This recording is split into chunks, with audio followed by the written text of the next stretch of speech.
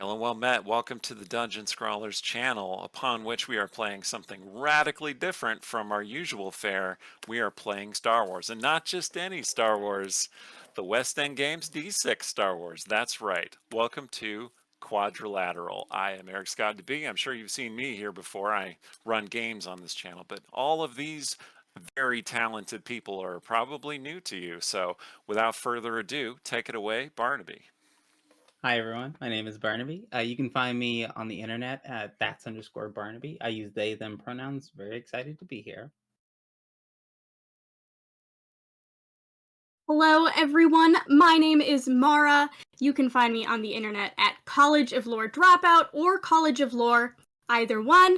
I use they, them pronouns. You can also find me playing Space D&D and also Space Starfinder, which is kind of, a given. Over at Starlight Tales on Twitch. You can follow us on Twitter, along with my good friend. Hi, I'm Diana. You can find me most places on the internet at Sapphic Stregonona or just Sapphic Strega on the Bird app, as long as they have a character limit in their handles. You can, as Mara said, also find me on Starlight Tales, where most weekends I have one foot in darkness and the other one in a Hello Kitty roller skate. Hi everyone, my name is May. I use she, they pronouns. You can find me on the internet at Maybe Mayhem. Mayhem's maybe spelled correctly, Mayhem spelled M-A-E-H-M. You can find me in some previous recordings of Critical Misses actual plays. I'm happy to be here. Welcome. I am also happy to be here. My name is Jason. I use he, him pronouns. You can find me online as JL Collins. I'm a published comic book writer, tabletop role-playing game designer, fiction author, and I think officially today, actual stream game master. Woo! Pretty good resume. I need to update my profile apparently. You can find those profiles digital underscore Collins at the site formerly known as Twitter, and on Blue Sky as Digital Collins with no underscore. You can also find me on Linktree, which has my bibliography and list of all of my credits, including the link to my upcoming Kickstarter for Thistle Issue 1, my fantasy comic that'll be coming to crowdfunding in the new year, which is phenomenal, and I'll have more to share with that as soon as I can. But yes, as Eric said, we are playing some Star Wars, the role-playing game, West End Games D6 version. The title of our little mini campaign is called Quadrilateral, and these outstanding players have agreed to join us for some shenanigans. So we want you to hopefully enjoy everything that we've got going on, and we'll look forward to sharing with it all very, very soon. Just to give you an idea, the definition of quadrilateral is a plane figure having 4 sides and 4 angles. 4 sides, you've got Republic, Empire, Independent, and Jedi. 4 angles, peace, order, freedom, and justice. Let's join the story of Quadrilateral, which takes place a long time ago in a galaxy far, far away.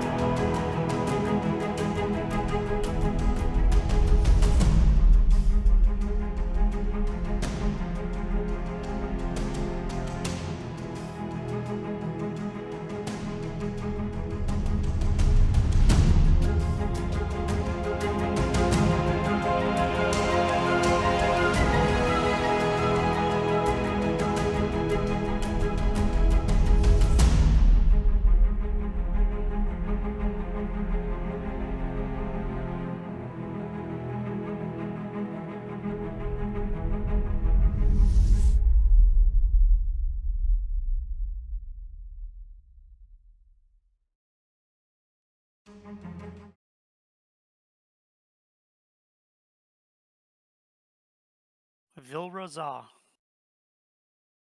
When you sit back in the synthetic leather of the chair, there's a slight creak as it adjusts to your shuffling. The cockpit, lights dancing, controls worn, scuffed, within reach. The ship is quiet, at rest, aside from some noises in the back of the computers whirring and a few lights blinking on the displays. And if you stretch out your toes, your feet can just touch the deck plates of the cockpit of the freighter you sit in.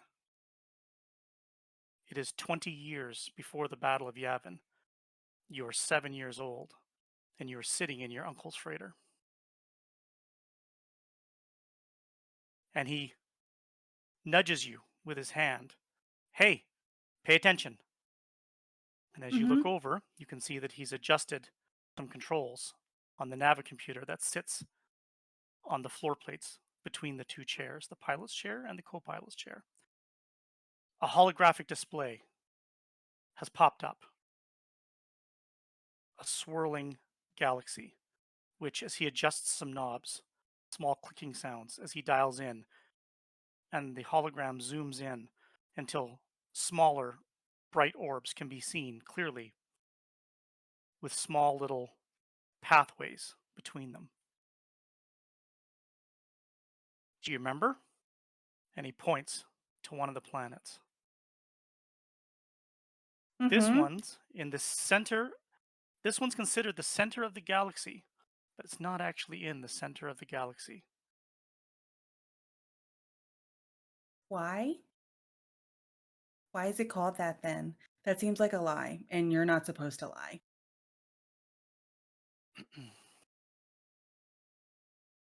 The whole planet is one big city. Do you remember what we called it? Yeah, but you should say it. Just because what if you don't remember? So who's testing who? That's Coruscant. That's the Mhm. capital of the galaxy. What about this one? This one, remember, has orbital shipyards. They make starships, freighters, capital ships. He reaches up, and as he does, the leather jacket that he wears, and it's got a padded pauldron on the one side, creaks a bit as he stretches his hand up and he bangs his hand against the bulkhead. Even this freighter, they make it there. This one's my favorite freighter. This is a Carillion freighter Yeah, because I it knew was that. made on Carillia. I pay attention, like a lot. What's the last one? This one you know really, really well because it's home. Oh yeah. What do we call home? Salishay. Salishay. A good pilot knows where they're going, but a great pilot knows where they've been. Yeah, because you'd write it down so that you would remember. So you would say like, "I've been here, and I'm gonna go there." And if you don't write it down, it's hard to Now, if you don't write it down because you don't want anyone to know where you're going, is that lying?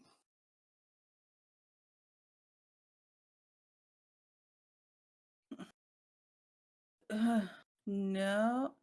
He clicks off the nav computer and the hologram disappears back into the terminal. All right, pilot. Do you remember your startup sequence? Yeah, this one for sure. She gets like prepared and like strangers and like scooches to the edge of the seat. She can get really close. Then she goes, okay, so it's switch, switch, green light handle thing switch down, um, and then those 3 switches up, right? That's pretty good. Yeah. Electrical first. Yeah, yeah, yeah. You can't prime your fuel tanks if you don't have your power plant online. Then you want to Oh, prime yeah. your tanks, and then you want to check your pressure gauges, right? Make sure that there's no leaks, nothing's Mhm. dropped off. No, and we take good care of the freighter, so that's not a and you do that. Yeah, you're right. Then ignition, and then Mhm. your engines come online. And then you ease it up real gentle, right? Yeah, Not too really slow, fast, because if not you too go too hard. fast, it'll, like and, the time I wanted to do that, you got mad, so we don't do that. It's bad for the engines. What do we call it if we go straight to ignition? If we're going to warm up the ship and Mhm. we go straight to ignition without warming up the ship, what do we call that? Bad, it's not good. If it's not hot, then it's, Cold.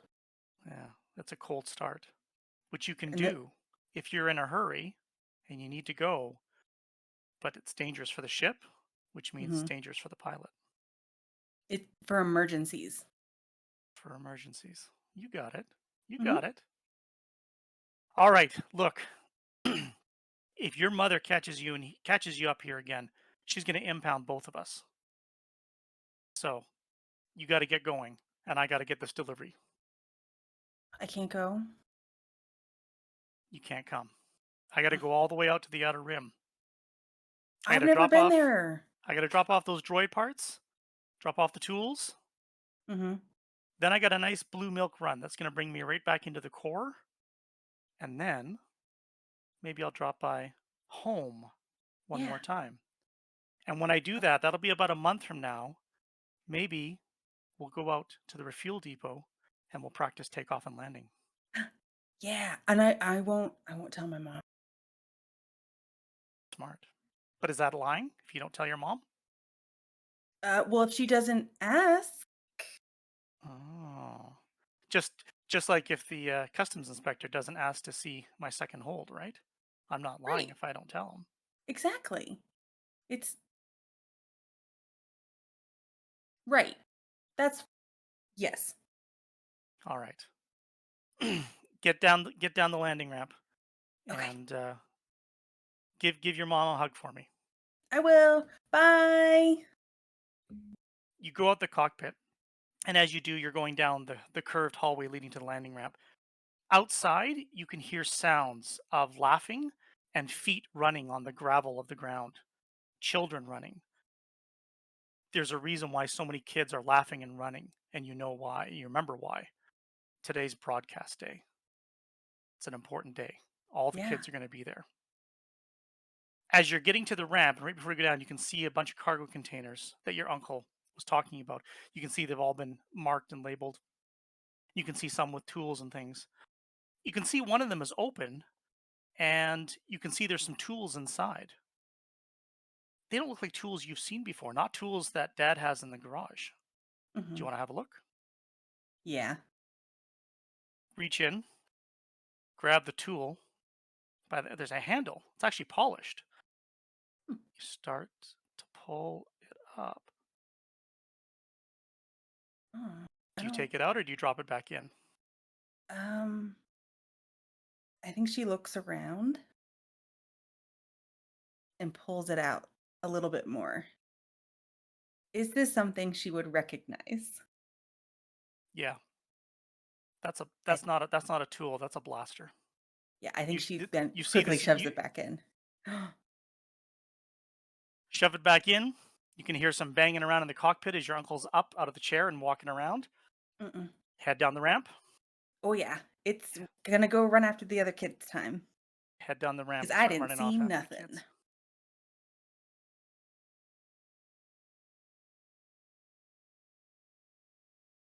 When you run outside, you're in the homesteads of West Crag, which is your home. There's a wind that picks up off the ocean and brings the scent of salt and sea air across. Behind you, as you run down the ramp, your uncle's freighter sits on a metal grated landing pad that's just big enough for a freighter of his size to land safely. It is perched at the edge of a cliff that descends about 100 meters down to the ocean below.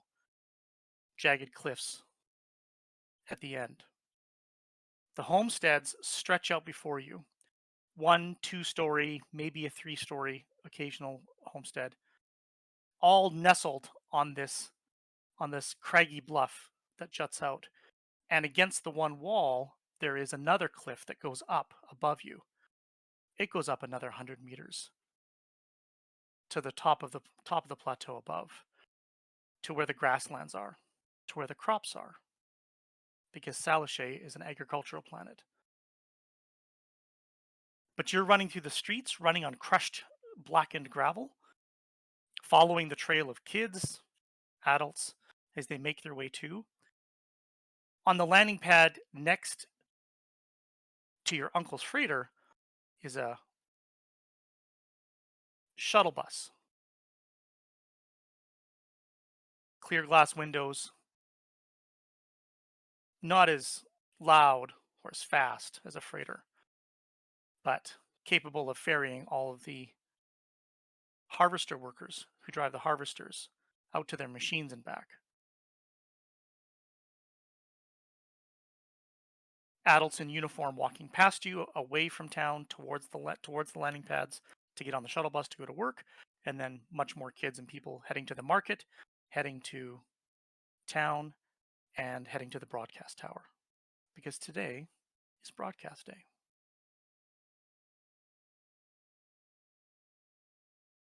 Gila Cora, you wake up knowing that today is broadcast day, knowing that it means your mother, Healy Cora, won't immediately go to work at the Ag Corp because she's the one that will operate the terminal and share the broadcast with the community. Is broadcast day a fancy day, or does Gila wear sensible clothes? Gila always wears sensible clothes. She puts on her puts on her nicest clothes that she has, mimicking similar to her mother, and puts on her oversized glasses and picks up her like data pad, puts it in like her like messenger bag with all of her other journalist stuff that her mother has, and makes her way towards the kitchen to go see their mother. There's sounds in the kitchen where your father, Lon Cora, is probably finishing his morning meal. And your mother, Healy, is sitting in her favorite chair, a stack of data pads beside her. She's got two, one in each hand, as she's looking at one, then looking at the other. Does your mother drink calf or tea? Oh, she definitely drinks calf. Her calf cup sitting there, steaming on the table next to the pads. And you know that she's reviewing her reports. And then she takes out, sorry, say again. No, go ahead, go ahead.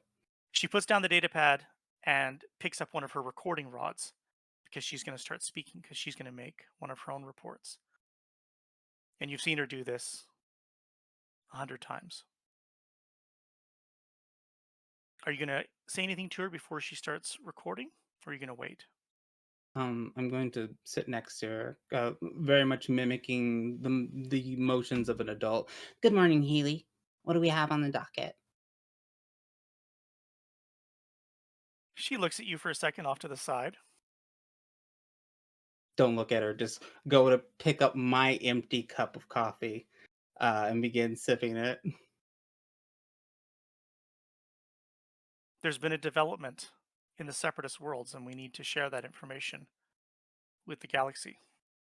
We? I mean, of course, us. We share it. She looks at you side eye again for a second, and then looks at the data pad, and then picks up her recording rod, and then she starts speaking. In an alarming development that pushes the separatist movement closer to self-sufficiency, the agricultural rich worlds of the Abrion sector have withdrawn from the Republic. The ag producers of Abrion have lived for decades with few options and limited control of the goods we provide. Now, though, we found appreciative markets without the restrictive bureaucracy of the Republic. Senator Isu Rostino from Abrion Major explained when she tendered her articles of succession in today's Senate.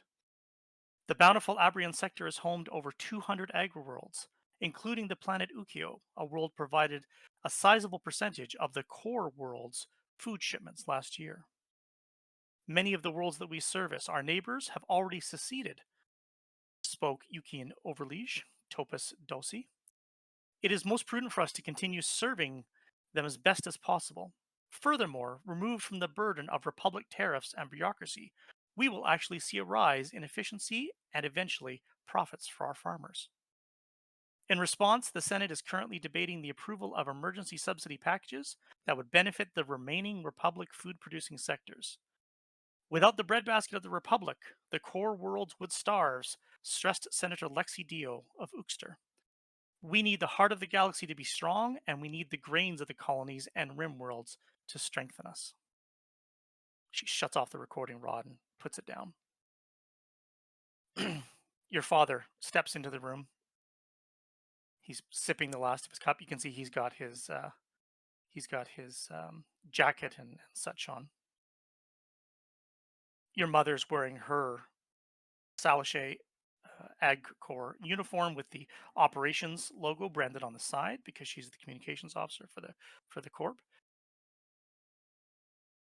Your father looks at your mother and says, "Subsidies, I like the sound of that. That's going to be really good for our shipments. That's going to mean more shipments for me if they increase production and ensure that there's production year round." And Healy has a sip of her coffee to finish off as she's finished recording and looks at him and she says, "Perhaps, but it's clear from that reporting the separatist worlds are struggling and people aren't getting food." Yeah.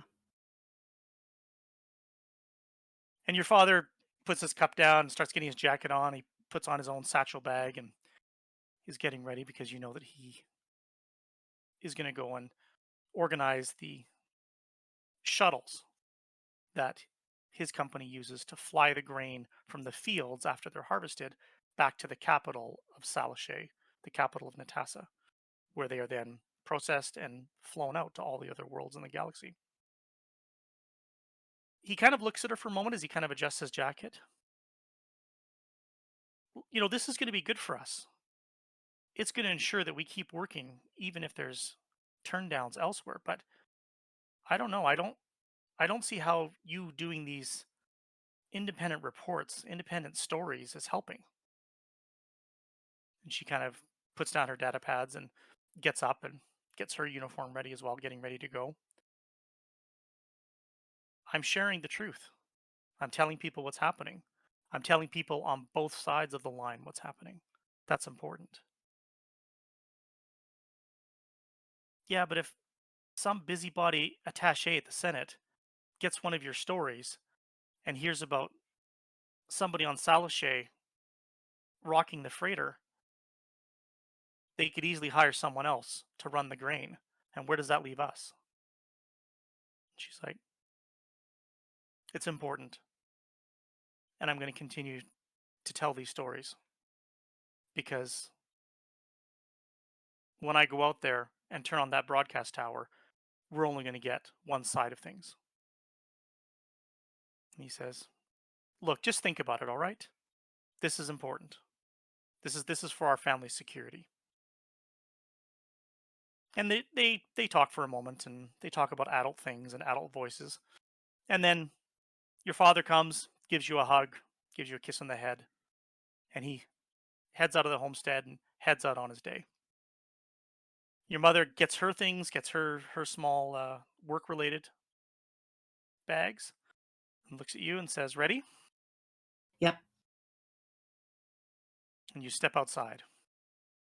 Step outside from the temperature-controlled homestead into the warm sun of the morning and the salt and sea spray of the cliff winds that bring the ocean to you. You see your mother turns and starts talking to the neighbors, and as you look over, you can see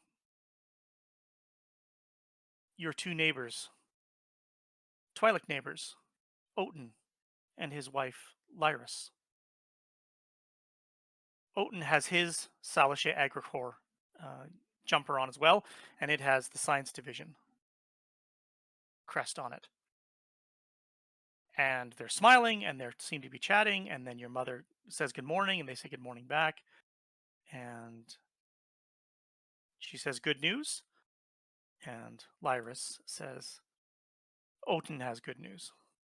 And Oten turns to your mother and says, the Republic Exploration and Mining Corps, they finally issued my permit to do a limited test drill and excavation on some of the protected grain lands. Your mother says, that sounds very interesting. And Lyris, his wife, smiles and says, he's finally being recognized for all his hard work. And Oten looks at you and he says, good morning, Gila. Good morning. Have you talked about metals and minerals yet in your class? Of course. And how are minerals made? It's when a collection of sediments collect together and then they're broken down into their baser materials and elements. Very good. He crouches down beside you and he picks up some of the black crushed stone under your feet. He says, do you remember? This is volcanic rock. This whole area was once a mountain range, and there was a volcano here thousands of years ago. And then it exploded, and the mountain was destroyed, but all of the volcanic rock settled. And that explosion is what made our crag, where where our city now, our settlement now stands. But deep beneath us, all of that magma and hot stone is still flowing, it's still there. And when it cools and it's really strong down there, lots of pressure, it can form into different types of minerals and ores and stones. And we don't know it's there until we drill down and find out.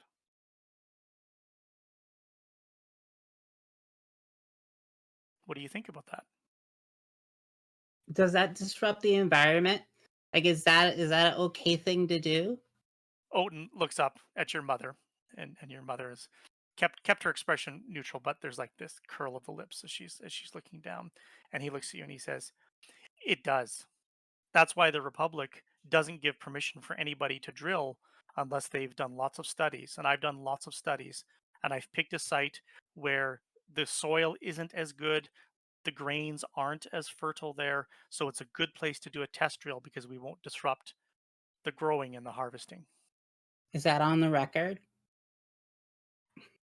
Absolutely on the record. Okay. Oten stands back up and gives your mother a little pat on the shoulder, and then goes back and gives Lyris a kiss goodbye, and then he heads off just as your father did, off to go to work. And Lyris wishes you both a good morning, and then she heads back into her homestead. You and your mother start walking through the settlement, um, and closer where you are, you can hear the roar of the waterfall. And in a short distance away, there's a sort of an inside cliff where the settlement drops off, and across the way there's a gap, and you can see uh, the market and some of the administrative buildings, and then the Salachet Ag Corp buildings as well on the far side. And there's a V-shaped fissure that splits the two sides of the settlement on this rocky crag that juts out from this massive 100-meter cliff going up and massive 100-meter cliff descending down to the sea below. And there are two bridges that cross that span. A larger one where large droids walk back and forth across, and then another one for all the pedestrian traffic.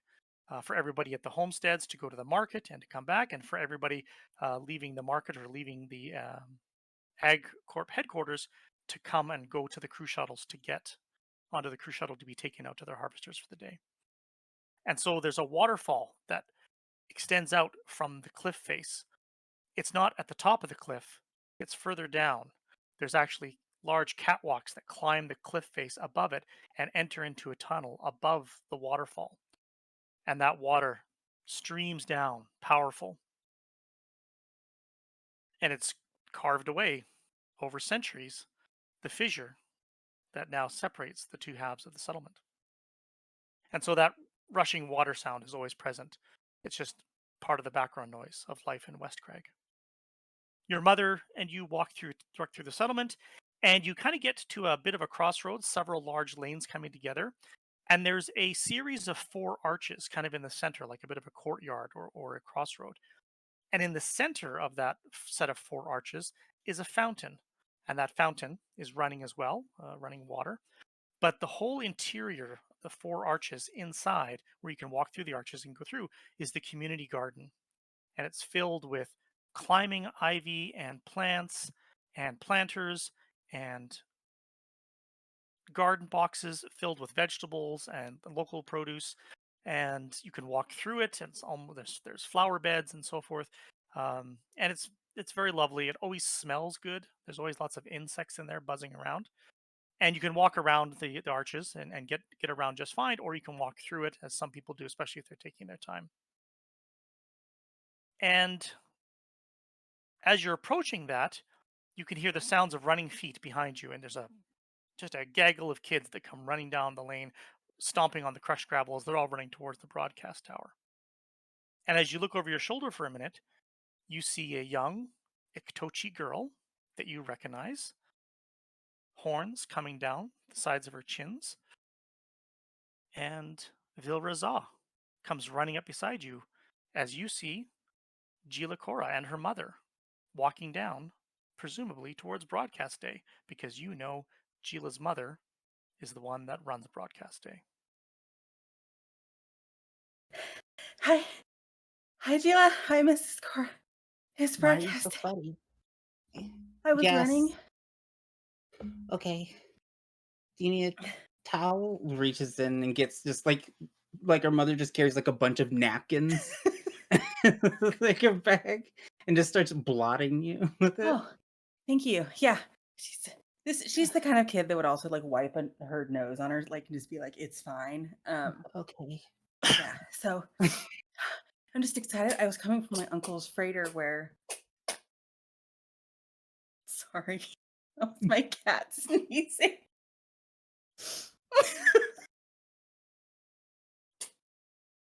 Livestock in the settlement, walking on by, absolutely. Look at that cat sneezing. Yeah, he's okay. He just woke up and started sneezing. I'm so sorry. Yeah,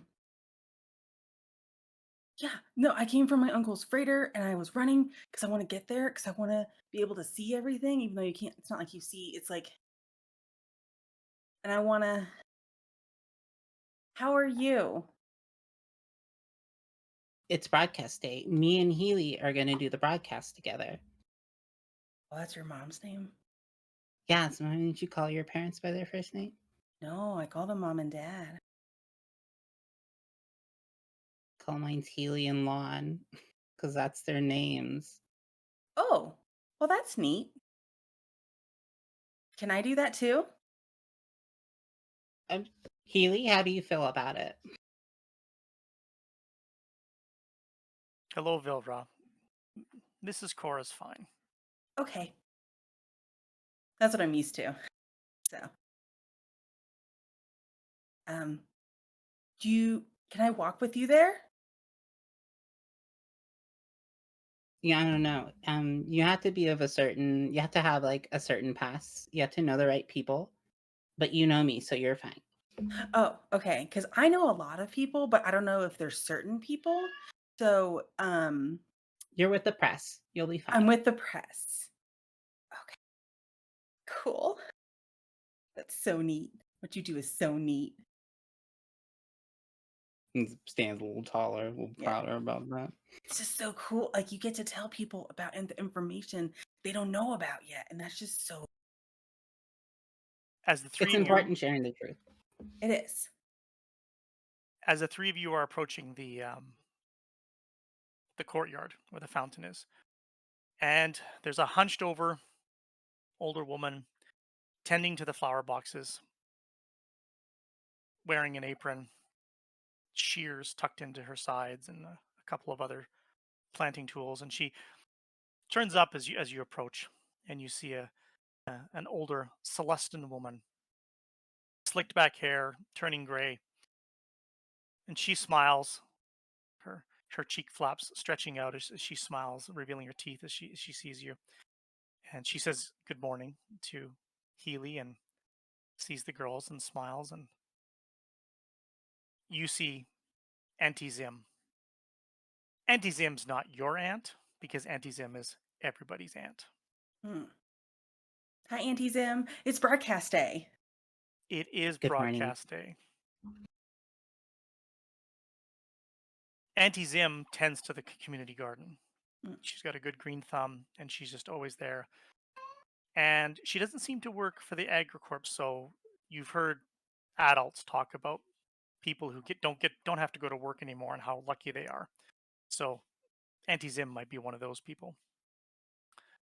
And she says good morning, and her and Healy have a brief exchange, and uh, Auntie Zim asks a little bit about the broadcasts, and then seems to take an interest, as she often does, in Healy's reporting, and asks if she will be able to share her latest reports. And Healy says, "Yes, I've got an update on some of the agricultural worlds on the separatist side of the galaxy, and it's not good news."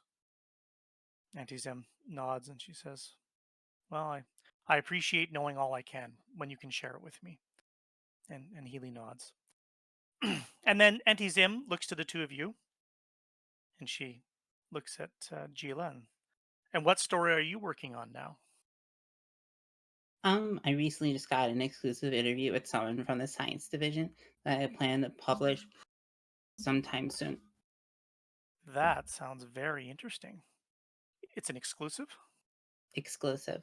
I got him on the record. That's important. You got to get them on the record so that they have to speak truthfully about what they say, right? The truth's important. The truth is important. Is it important what your mom does? Very. She tells the truth. She shares it with other people who don't know it. Yeah. People like me. I don't get to know much about what happens outside of West Crag, so I appreciate what your mother shares with me when she can. It's good to know. And then she looks at Vilra. And how's your mother? She's good. She's busy. She does science stuff. She does, It's I not know. as She it's does not some of the as same fun. science stuff I used to do. Really? Yeah. Your mother's a botanist. I used to be a Uh-huh. botanist. I guess I still am a botanist, but my lab is a little smaller now. Is this a lab? It's a living experiment. Oh, yeah, it kind of is. Yeah, what my mom does, she doesn't really talk about. Um, and I don't know. It's stuff with weird It's plants. I don't always get it. it's grains and crops, and it's not as interesting as some of the plants and flowers that we have here. It's I like the important. flowers It's very better. important. It's just not as colorful. Yeah, it's not as yeah, I like the ones with colors better that smell nice. Um, and that I can, sometimes decorate my horns with. Um, Mm. for like best. She steps away for a second and picks up some clippings and also picks up a very small potted plant, and she says, "This one smells nice. I want you to give this one to your mother, okay? I can do that. Yes, ma'am. Thank you so much. And these ones are freshly clipped from this morning, and you can use them to decorate." Yay! Thank you so much. She just like sticks them behind her ear and around her horn. She gets so excited. I feel like she's also one of those kids that doesn't stand still well. For this entire conversation, she's been like just a little bit, especially because there's excitement. And I feel like because Gila is so still, she's like compensating for that. So she's got like the plant that she's like very careful with. I'll give this to my mom and I'll say it's from you and she's gonna really like it. Thank you. Mhm. She says, looks up at Healy again. She says, "Well, I better not keep you because." And then as she says that, and she kind of steps back, and another crowd of kids comes running on through the set of you as you're standing there, all on their way to the broadcast tower. She says, "Busy day," Mhm. and she I'm with the smiles. press. Yeah.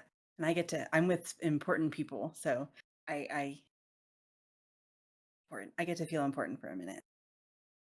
And you carry on down the lane. You can see the bridges ahead of you going across the roar of the waterfall, across the large V-shaped chasm. The marketplace is opening for the day, and people are milling about. Droids rattling back and forth, everybody getting their stalls set up and so forth. And then there's a bit of activity going on up at the Salashe Egg Corp outpost, and even some figures walking up the catwalks, walking up to the tunnel that sets above the underground river that feeds the waterfall. But you're going to go the other direction towards the broadcast tower, which is closer to the edge of the cliffs. And as you round a corner, there's a hissing sound, and then a buzzing, and then a hissing sound again as paint is being sprayed onto a homestead. Bright white paint to cover the rusted corrosion of the sea spray and the salt air. As a very familiar droid hovers, tending to the restoring the pure white of the homesteads.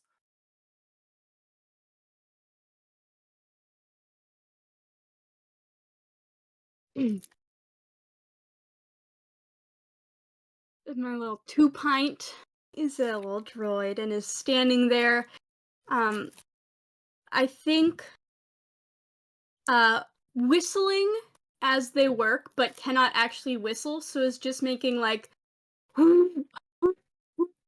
kind of tooting sounds with because they don't have the voice box to make the whistle sounds, but is whistling while they work as they spray across and beautify this little homestead. And Gila and Vilra, you recognize Two Pint. Two Pint is a fixture in the community. Two Pint is also very curious for a droid, more so than some of the other maintenance and beautification droids that tend to their duties. So Two Pint always makes for an interesting day. Hi, 2 Pint. I got a flower. It's broadcast day. It is broadcast day. What flower is it? Do you know the name? No. Well, it's pretty. Thank you. It's for my mom from Auntie Zim.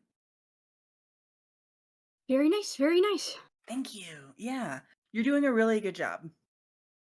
Oh, thank you, so are you. Uh-huh. Good Healy, morning. Good morning, 2P1NT.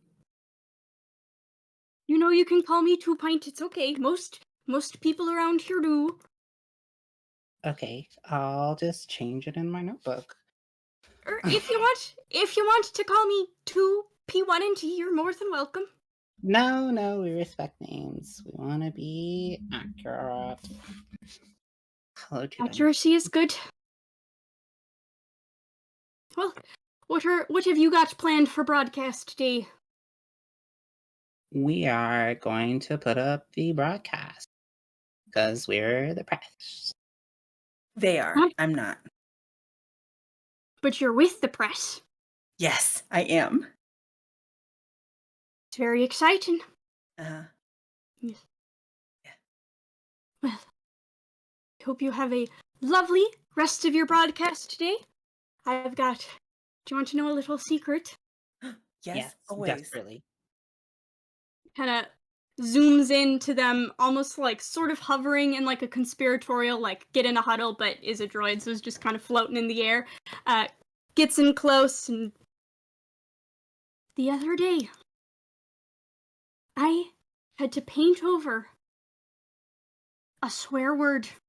I did. What was it? I can't Don't say in say it. front of impressionable youths. We're not supposed to say those words either. But we're the Exactly. press. We must know. Well- Yeah, she must know. Let's just say it started with an F. I know a lot of words that start with that. Yes, but don't try and guess it out loud, because then I'll get in trouble. Yeah, no, Yes. would Yes. never. So this is off the record. Well, you could say, I mean, there was graffiti, so you can say there was graffiti, but I don't want you What? to say it out loud and get in trouble with your various parents and guardian figures. People have to know the truth. 2 pint. Isn't that Well, right, if you Mom? have to write it, I give you full permission to report it as accurately as you see fit. The people must know that fuck was written on a wall. Great. Healy had continued walking, not realizing that you had stopped for a moment, and has turned back and is just looking at the three of you, and then looks at Gila for a moment. And are you bringing your droid to broadcast day?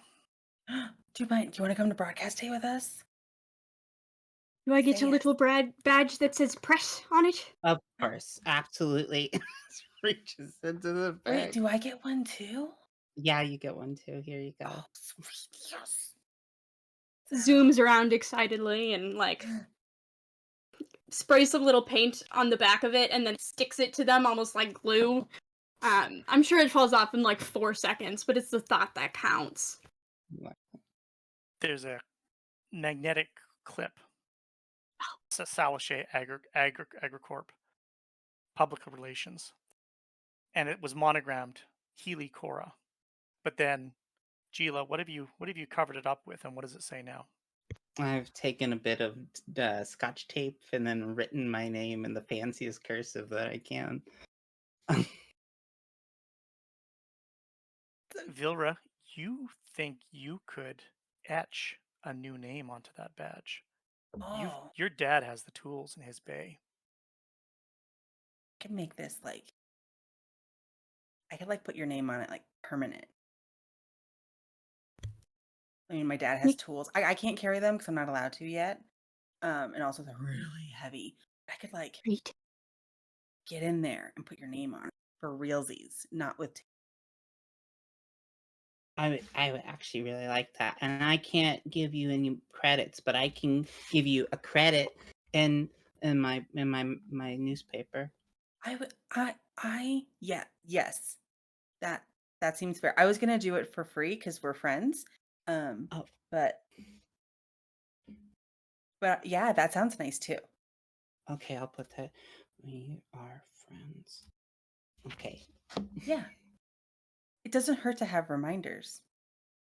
Sometimes my mom Just does good to that. have She'll put things in things on print. paper. Just good to herself. have things in print. It makes them official. See, we're It does? officially friends. It's written Yeah. in print. Wait, I didn't write it down. Should I write it Here down you- too? Here you go. You can write it down too. Okay. Did Gila just say that you're officially friends? It's official. Yeah, it's in print. official. Mm-hmm. How does that make you feel, Vilra? Feels great. Oh, I love having friends, and she's important because it feels like they are important. And I know their mom is super important, so I have important, cool friends. And also 2 Pints, my friend, and also half the kids that were running were my friend too.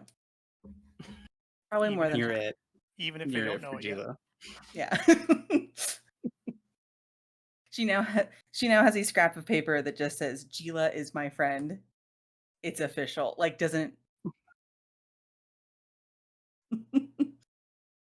You probably your data pad, right? You just put it on your data pad with your list of tasks and repair jobs and tools and things you need and things that your dad asks you for, and then right in there at the top, new priority. new priority. And also to make the name tags, to get the press passes more pristine and official. Healy keeps walking. The three of you now, droid in tow, all start heading off towards Broadcast Tower. There is a transmission tower that rises up right near the cliff edge. The vast sea to the west, West Crag, faces to the west, faces to the setting sun each day. The cliffs on the north side, where the homesteads are, where the landing pads are for the crew shuttles and an occasional independent freighter that might land there. And then the bridges crossing the span to the east, where the market is, where the Ag Corp outpost headquarters are. And that side is ringed in by cliff walls on the south and the east side, but the west side, of course, is open as well, all the way down to the sea. A small crowd has already gathered on the broadcast tower. Kids are already down in front, crawling through legs, getting up on their knees, getting ready for it. And the three of you are making your way. Tanal, you wake up. It's broadcast day. It's And you're broadcast day. late. Oh my gosh. Okay. Tanal immediately jumps out of bed, puts on just whatever clothes she can find. She had an outfit laid out, but honestly, her room looks like it got hit by a hurricane and she can't really find it anymore. So it's just kind of whatever's at the top of her drawers. It's about 2 sizes too big. They were her sisters, and everyone says she's going to grow into them. And I guess she will eventually, but she hasn't quite yet. She pulls on her boots and immediately runs downstairs into the kitchen, pours a cup of caf, and then will run back upstairs and very, very quietly, as quiet as she can, she'll push the door open to her sister's room, sneak in, trying to keep as quiet as she can, put the cup of caf on a window ledge as delicately as possible and with just a lot more care than she usually shows. And as soon as it's sat down, immediately leaps onto Ren's bed and starts bouncing and bouncing and bouncing and goes, Ren, it's broadcast day and we're late and I need you in my brain. Can you get up, And get up, get up, get up, get up, get up? The lumps give way because there's a bunch of body-shaped lumps in the bed, but Ren isn't in bed. Ren's not in the room. Ren? If you're hiding, I'm gonna tell mom. I'm gonna tell mom so hard, and then you're gonna be in so much trouble if you're waiting to scare me and I brought you calf and everything. Ren! And we'll start kind of looking through the room and The room's stick not her that head out big. the window. Your guys' homestead is not luxurious or spacious by any stretch, and so no, she's not in the room, but you can go back down to the kitchen and or get the rest of your whatever you're taking with you for the day. And you do smell, now that you pause again, did someone make biscuits? Because the kitchen smells like biscuits. Fresh biscuits. Okay. And we'll race downstairs as quick as she possibly can, as fast as our little feet will carry her, probably getting right in the mud center on the steps. Yeah, right in the center of the kitchen, next to where the calf was. You were in such a hurry to get the calf. There's fresh baked biscuits for the morning there. So you can grab one of those on your way out. Absolutely. We'll kind of grab one and like take a big bite out of it and stick it in a pocket. And then if there are extras, we'll grab like a couple of extras and just stick them in the various like little like pockets and pouches that she has kind of all in her jacket and in her like cargo pants. And we'll run outside. As you get to the door, the door opens up and the light spills in from the morning air. And as you literally just get to the door, a voice, Tanal Sesper, where are you going? And your mother, Amani, has appeared in the kitchen from the side door leading to the dining room. It's broadcast day, Mama. It's I gotta go, and I woke up super late, and so I gotta go. It is your sister's last day, and you will have breakfast with your family. Mama, there's gonna. And she steps back into the dining room without looking further. Fine. And we'll kind of, And as you go in, you see that Yeah. the kitchen table's been set, and there's Ren sitting at the table in Ren's chair. Your mother sits back down in her chair, and then your chair's there with a plate with a biscuit already on the plate, as well as the rest of breakfast mhm, ready for you. we'll kind of just looking very dejected and constantly casting like glances out the window. We'll kind of come and plop into her seat with a little bit of a huff. Your mother, Amani, looks over to you, Ren. The shuttle comes for noon.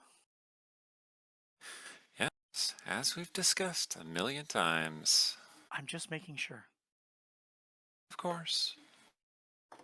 D- Are you Drums her packed? fingers on the tabletop. Did you pack? You got your bag? Yes, You got. Mom, What I about the other packed. bag? You got the other bag?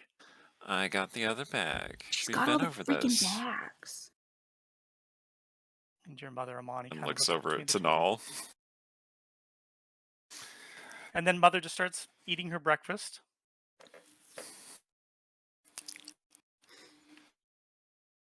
Tanal will kind of take a little sad bite of the biscuit and just kind of swing her feet under the table.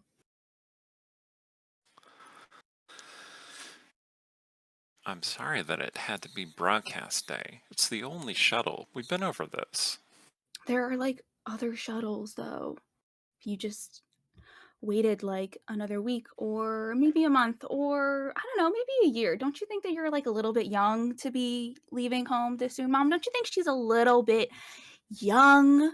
Doesn't she have more growing to do? You're always telling me I have more growing to do. How come she gets to be done and I'm not? Well, in your case, little egg, it's true. You do have more growing to do. I, on the other hand, am the right age for entry at the academy. Remember this? Yeah, I remember. Technically, they're taking you a year early, right? Yeah, but I don't bring that up. Yeah. Oh, I will. I'm not too sure. I don't know. That recruiter guy said that you could wait another year and hang out Could. for another harvest so that I don't get stuck with all your chores. You don't have to do anything that you don't want to do, your mother looks at you, Ren, and says. Now, we have another herd of Gornt coming this year. The farm is going to be very busy, and you could you could take excursions to Natassa. You could take the shuttles back and forth to the city, and you could do some Mom. studies and speak to the recruitment officer. And when next season, when the next drive comes, after we've got the herd Mom. settled. Al can take care of the new herd. She knows how to do all of that. Enough credits for that droid. Didn't we talk about the droid? Do some of the farm work? The droid's not going to be as good at it though. Flattery is not going to change my mind, little egg. I'm not flattering you, droids. Just like we're going to have to like teach it all the stuff and it's going to take a while. Well, I guess you'll have to figure it out. A voice says, "Who's got credits?" The door to the dining room opens, and Mila Sesper walks through, Amani's sister and your aunt. She is not eating a biscuit, she's eating a piece of fruit, and she walks in. Mila lives in a small cottage at the edge of the property near your homestead on the farm. She sits at the far end of the table opposite her sister, leans back, takes a big bite out of her crisp fruit, and puts her muddy boots up on the end of the kitchen table. Amani puts down her utensil, looks across the table at Mila. They stare at each other for a moment. Mila has a bite in her hand and then sits up, puts her feet down, starts brushing the table off. Who's got credits? And then she starts eating her fruit again, barging her way into the conversation as she does. I think Tanal, who had started to like lift her own muddied boots up in mimicry of her aunt, immediately puts them back down again. Well, wonderful. Everyone's here. Amani, are you giving her heck again about the shuttle? You already talked about this. And Amani just kind of looks at her sister and then looks back at Ren. Did put in the deposit on the shuttle. Would lose all of those credits if I didn't go. Your uniform. They gave you a uniform. Did you pack your uniform? It's in the bag. Already little checked it this morning. Stupid. It's probably going to be too big for you because you still have more growing to do. Kind of flexes her pretty strong arms from listing things at the farm. I hope not.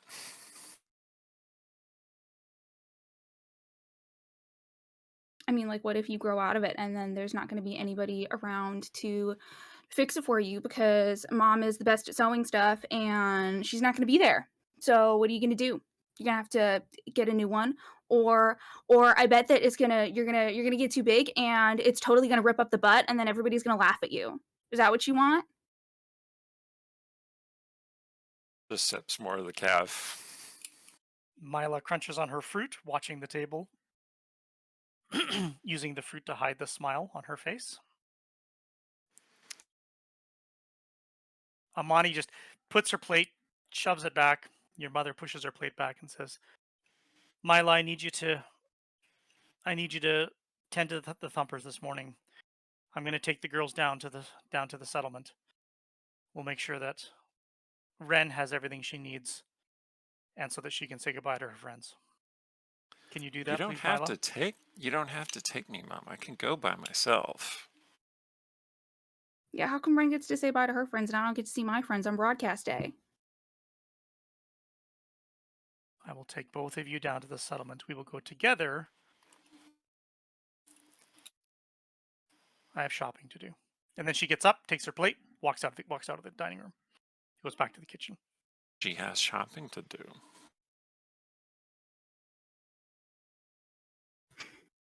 Yeah, shopping. That's like super important, I guess.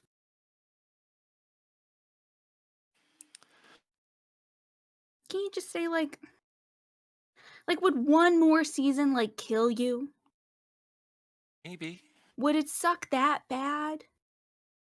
That's what you said last season and the season before. Yeah, and they were both really good seasons. And yeah, I don't know. I don't Still be know. good seasons without me. No, there won't. You're gonna take them with you. Listen, I've worked so hard to make sure that everything will go fine without me. I have been raising you your entire life. I just Yeah, but I'm not there's done got to be going. something. Yeah, but you're big enough. You can ride one of the thumpers. You're fine. Well, that's just because I'm really good at it for my age. Is that my coat?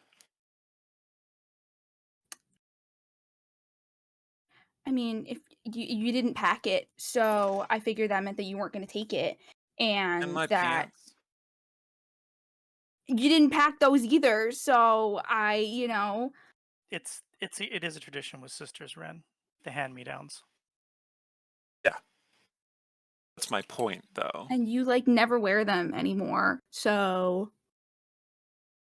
Well, they look great on you. And you're going to be fine, and you don't need me. Tanal, when the thumpers are old enough, do we keep them in the pen, or do we let them run in the fields? we let them run. And why do we let them run? Because they need the room and they're too big and they're grown up enough to do it and we don't have to watch them all the time. Plus, they make a mess. They poop everywhere. If you keep your sister here, really, Hey! it's just going to be a mess. It's already a mess. Probably. I mean, I've seen your room.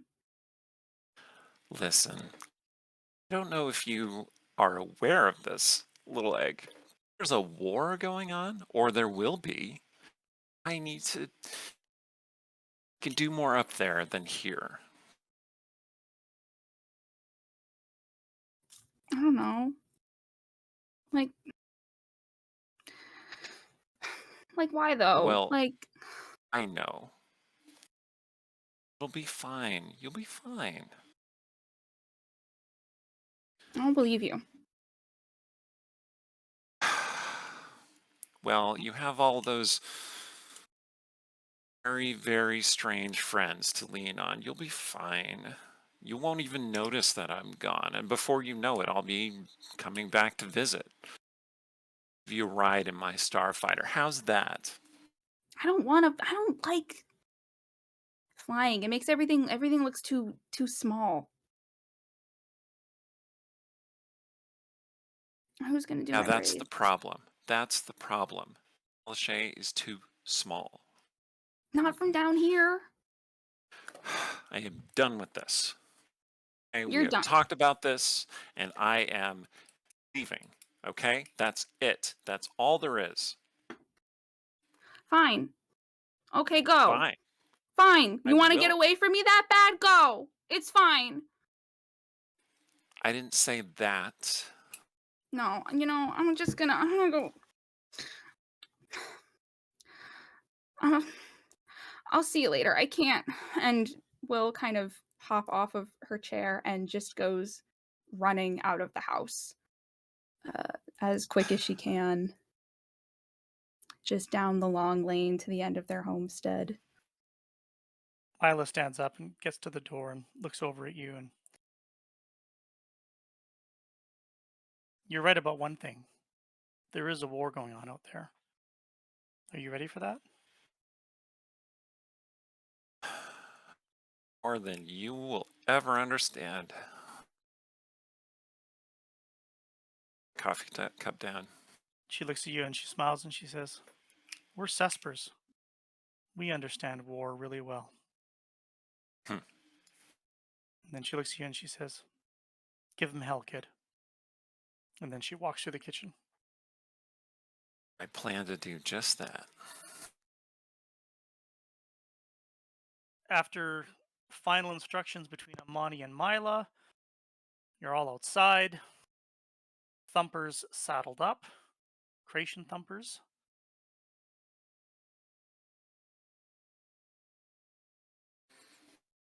And getting ready then to ride down to West Crag. The Cesper farm sits at the top of the cliffs. The Cesper farm is bordered on both the western and northern cliff face, just like the homesteads in West Crag are. If you go to the edges of your fenced areas, the grazing grounds for your gaunts, the raised for meat creatures that help feed and provide meat for the settlement and for elsewhere in Salachet as well. You can actually look down the massive cliff face down to the homesteads, see the fissure and the waterfall going down, and then see the homesteads and everything on the other side. And this outstanding view of the sea beyond all the way to the west. But you have to ride the thumpers to the edge of your property in the east, away from the cliffs, until you get to the edge of your fenced property, and then there's a lake. A lake that is fed by a river that stretches back hundreds of kilometers, going to the mountain ranges far in the east. Mountain ranges that once extended all this way before the volcanic system exploded and layered this entire plateau with rich volcanic soil that became nourishment for the sea of grass and grains, golden, that extends on into the horizon. There's a massive lift that you ride the thumpers onto, and the lift at the edge of the lake, just outside your property, descends down into the darkness.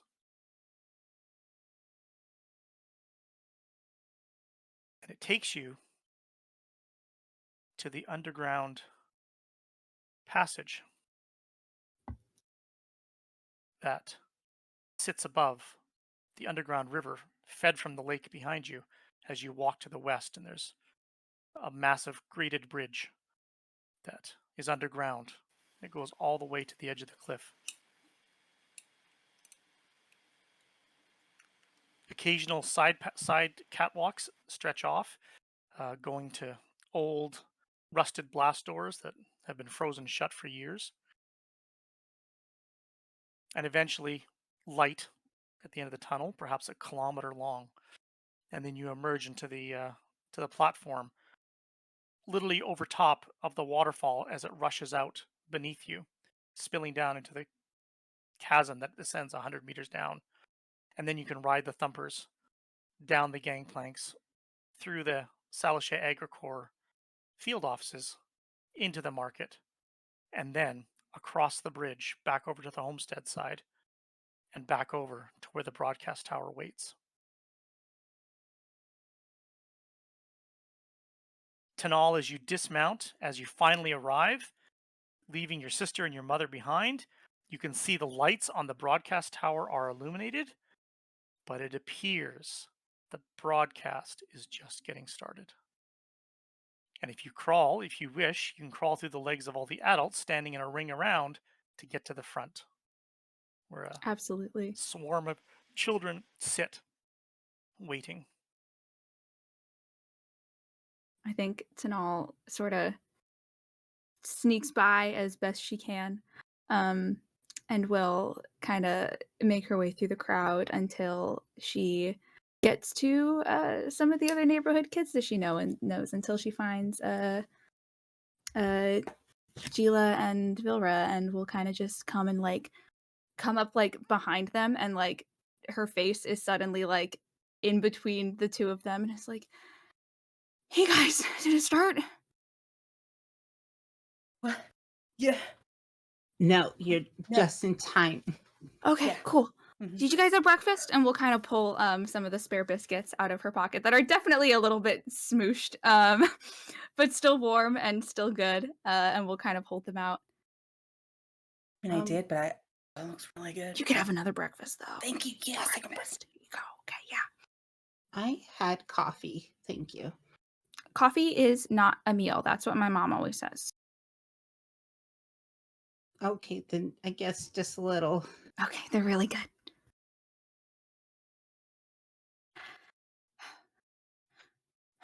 Vilra, your flower smells like dung. So what? No, maybe it's not the flower. Healy Cora goes up to the broadcast tower, opens up her data pad, connects it with a cord up to the tower, and a small holographic projector comes up, and she starts playing 2 different updates for everyone gathered.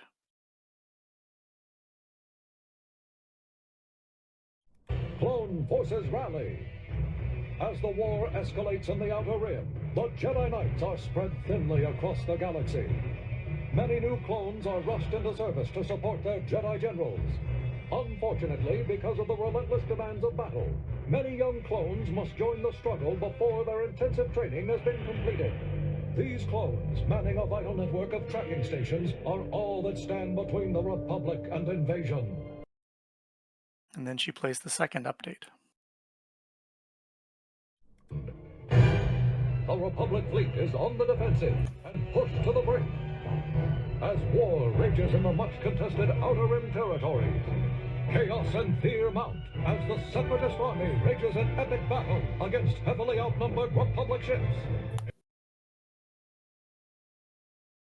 The crowd murmurs, and Gila reads out some updates, Republic news, Senate updates, adult stuff. Really boring. Nothing as exciting as the updates of the Clone Wars. And as the kids all gather and huddle, Ren, your mother, she kind of steps close to you and just kind of, tugs on your sleeve a bit and kind of smooths out the jacket. And she says, "It doesn't sound like it's going very good out there." No. That's why I need to get out there. Can help. No, I can. I know. Just she'll be okay, right? I'm not worried about her. I'm worried about you. She smiles this little cocky sort of smile, brushes her hair. She's like, don't worry about me, Mom. Fine. I'll protect you, her, and this place, all of you. Just remember when you first got in the saddle and I told you that you were too young, but you said you could do it anyway, and then you rode off, and then you fell, and it was a bit of a mess, and you were crying, and there was a little bit of blood, and just don't get into a cockpit before you're ready. I won't. They might not even ever put me in a cockpit. They have clones flying ships nowadays. Oh, Maybe they'll put me in command, though. I think I could do pretty well in command. like planet side or at the back, commanding from a Good distance. try. Good try. No, I mean on the bridge of a starship. She kind of looks a little skyward as you say that. Some pretty amazing parts of the galaxy. You might be the first Cesper to actually see them. Take hollows. I'll be back. I'll visit. I'll send messages. You better. Your sister's going to miss you, even if she doesn't understand it now. Yeah, well. And you're going to Gotta- miss her. Bye, Mom. Then she calls out noon. Noon. Yeah. The crowd Back starts over my shoulder. the crowd starts to disperse. Healy has finished the updates from the Galactic News Corps, Senate updates, military movements, battle sites. Community's got their update. Broadcast day is over. It's time to get to work. Everybody starts dispersing, and the kids all start running off in different groups and so forth. Healy gives Gila a smile and a hug. Home in time for dinner. Yes, Healy. Good job, by the way.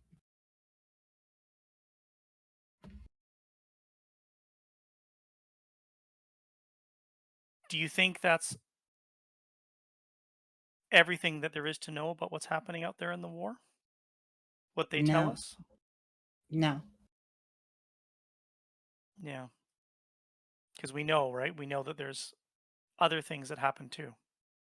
And that's our job to find them. It's our job to find them.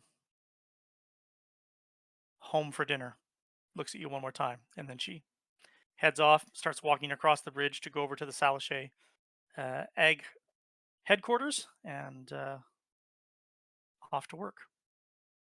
And then there are 3 West Craig rascals and a droid.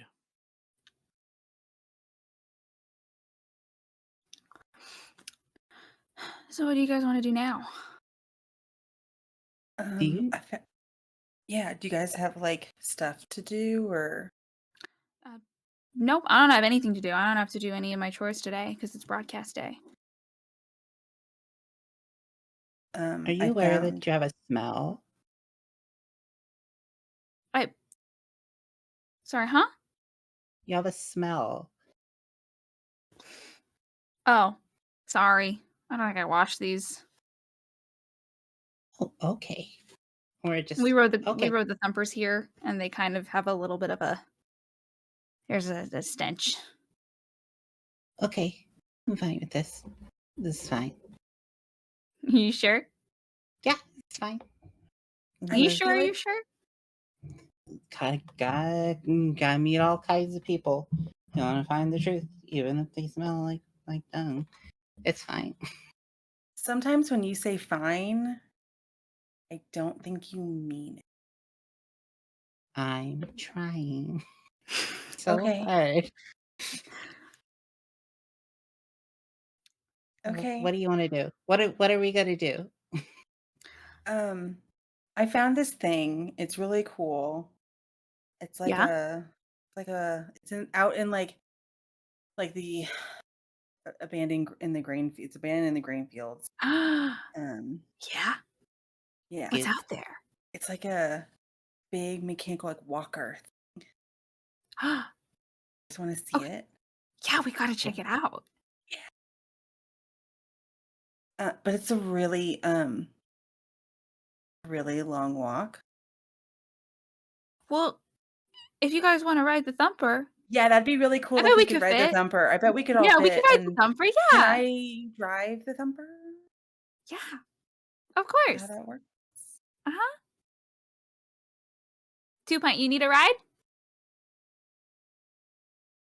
I can just kind of hover over the thumper, and I think then the speed I'll be Okay. able to keep up if I'm hovering over the thumper, because then Okay. I Is that don't how that know works? mechanical-wise. I don't know. Does the world know that the thumper is moving? Like, do my hover tech? I don't know. We'll give it a shot. No. We Yeah. can tie a rope to you. Oh, and there then you a go. rope to the thumper. Oh, here. And then Kind Mhm. of Bet you can opens a trick little you. pocket in their back, and they have a little like grappling hook kind of rope thing that they use for picking up rubble. One of you can just hold this, and it will just tow me right along. Can tie something to it, and I'll just float around along like one of those balloons. Awesome. And There you go. when we get there, 2 Pint, if it's like okay with you, and if it's not, that's okay. You can totally say no. But I really hope that you don't. And if it is actually abandoned and nobody's gonna come for it and it's not anybody's stuff anymore, then could we maybe use your paints a little bit and do a little bit of something? I don't know. I'm just thinking about it. Like it could be cool. Yeah, it looked kind of busted. And I think it had Yeah. fuel, but like I don't know if it had like other Mhm. stuff. If it's broken, then probably nobody's coming for it. And I just got really good at writing my name in all capitals. And so I have to practice. Otherwise, I'm going to get in trouble with my mom because she says that I need to practice more. So really, you're helping further my education. So what It's you're educational. saying is there's a walker that's in need of beautification out there. Yes. Yeah. And we should go play with it or see beautify and Yeah. we're Right. doing a public service, actually. Mhm. Mhm. Right? I mean, that is my job, so, I gotta And- do it. And Julie, you could write it down? Yeah. Probably don't want to. Maybe this one stays off the record. Off the record. Off the Well, it's record. off the record, so we can't really do much about that. Yeah. Okay. But it'll be fun and it's good to do fun things. Yes, this is fun. So Mhm. fun. Mm-hmm. And you're gathering experiences. Yeah. Mm-hmm. Field work. So you can write about them Yay. better. Uh-huh. Huh? Okay. I can spin this. I can spin this. Okay, I'm ready. We have to do a spin, and Tanal does like a little spin in a circle. No. I was It's- thinking Okay. and Spins. we're just gonna spin. We're gonna spin and we're gonna have fun. But I was thinking, just in case we want to try and like, I don't know, make it. We want to like drive it or whatever. We might need power Do you cell. think we could drive it? Did it Mhm. look like? I mean, kind of. I didn't really see it too up close, but could maybe go to like my dad's shop and like borrow Mm-hmm. Because we're some gonna stuff. put them back. So Yeah, we'll put it back for sure. Yeah. We just need to, and then Mhm. I can drop the plant off for my mom because It's just I like don't wanna lose stealing. it. Is this are we it's not stealing It's if I bring it borrowing. back. You're gonna give it back. And Exactly. it's my dad, so it is technically mine too, because I'm his. That sounds right. That It feels does. right to me. Mhm. Mm-hmm. don't So know we should all probably. Hmm? I don't know all the property laws here, so I'm just gonna take your word for it. Yeah, it's my dad's shop, and because he's my dad and we're a family and it's his property, I can borrow it because we're related and I'll bring it back and it's not theft. Okay. If it makes you feel better, I mean, I technically work for the government, and that sounds great to me. That sounds right. So, Well, sounds We great have to a you. I can Perfect. argue Yeah, that. we right. have a government employee stating that it's not wrong. Off the record. Off the record, but we should be really quiet and he shouldn't find out. Damn it. Yeah. Okay. Okay. Yeah. And we're writing the thumper? Yeah. Okay. This is all great. I love every Uh-huh. moment of this. Yeah, it's gonna be really fun because I'm gonna see if we can get there even faster. Oh, I bet we no. could. I bet we I bet could we go. can. I bet we super can do it fast. really I fast. bet we could. Death grips on you on the thumper. It's fine. Just hold on to me like super duper tight, and then you won't fall off Mhm. or anything. Yeah. Okay, I I'm gonna think. close my eyes. Tell me we're there. Yeah. I think that Vilra and Tanal should probably like sandwich Jila. Gila's so small, just the tiniest thing. hmm Yeah, Oh just yeah, holding on for dear life.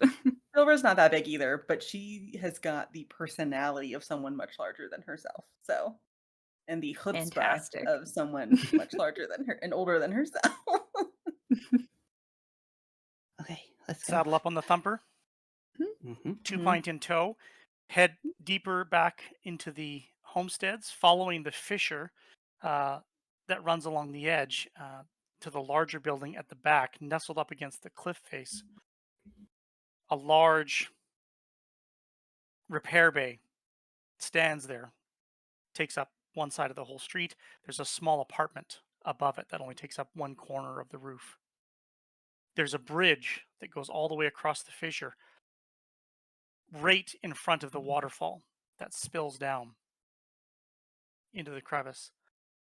The bridge goes all the way to the Ag Corps yard and the large load lifter droids. Sharing that there with you as well. That you can see one plodding across the bridge, heading off.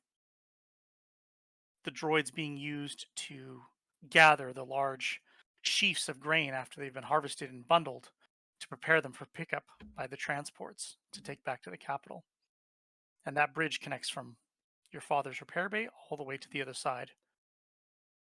You can leave the thumper outside. Vilra, are you going to take them all inside, or are you just going to go inside? I mean, do you guys want to come inside? We have to be kind of sneaky. Okay. It's not I can be stealing. quiet. It's just my dad will get worried or whatever if I tell him we're going out alone, or it's just better if he. And once again, we're gonna bring everything back, so it's not stealing. Yeah, I mean, if you need help carrying stuff, I'd like to go. Yeah, we should just grab a few things, and some of it's heavy. Yeah. Our cells aren't. Yeah. So yeah, come on. Okay. Head inside.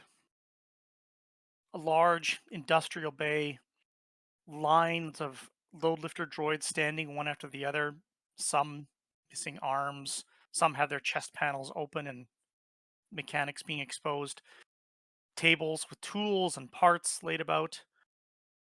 2 Pint, as you're hovering along, you're seeing this row of load lifter droids, which you've seen them walking back and forth across the bridge. You haven't gotten too close to them. They're not usually wandering around the homesteads. The closest you might see them is if you're both in the ag yard at the same time. Mhm. They don't have a lot to say because they're load lifter droids, and they lift things and they load things, and that's what they do. And then you see a load lifter droid with no head.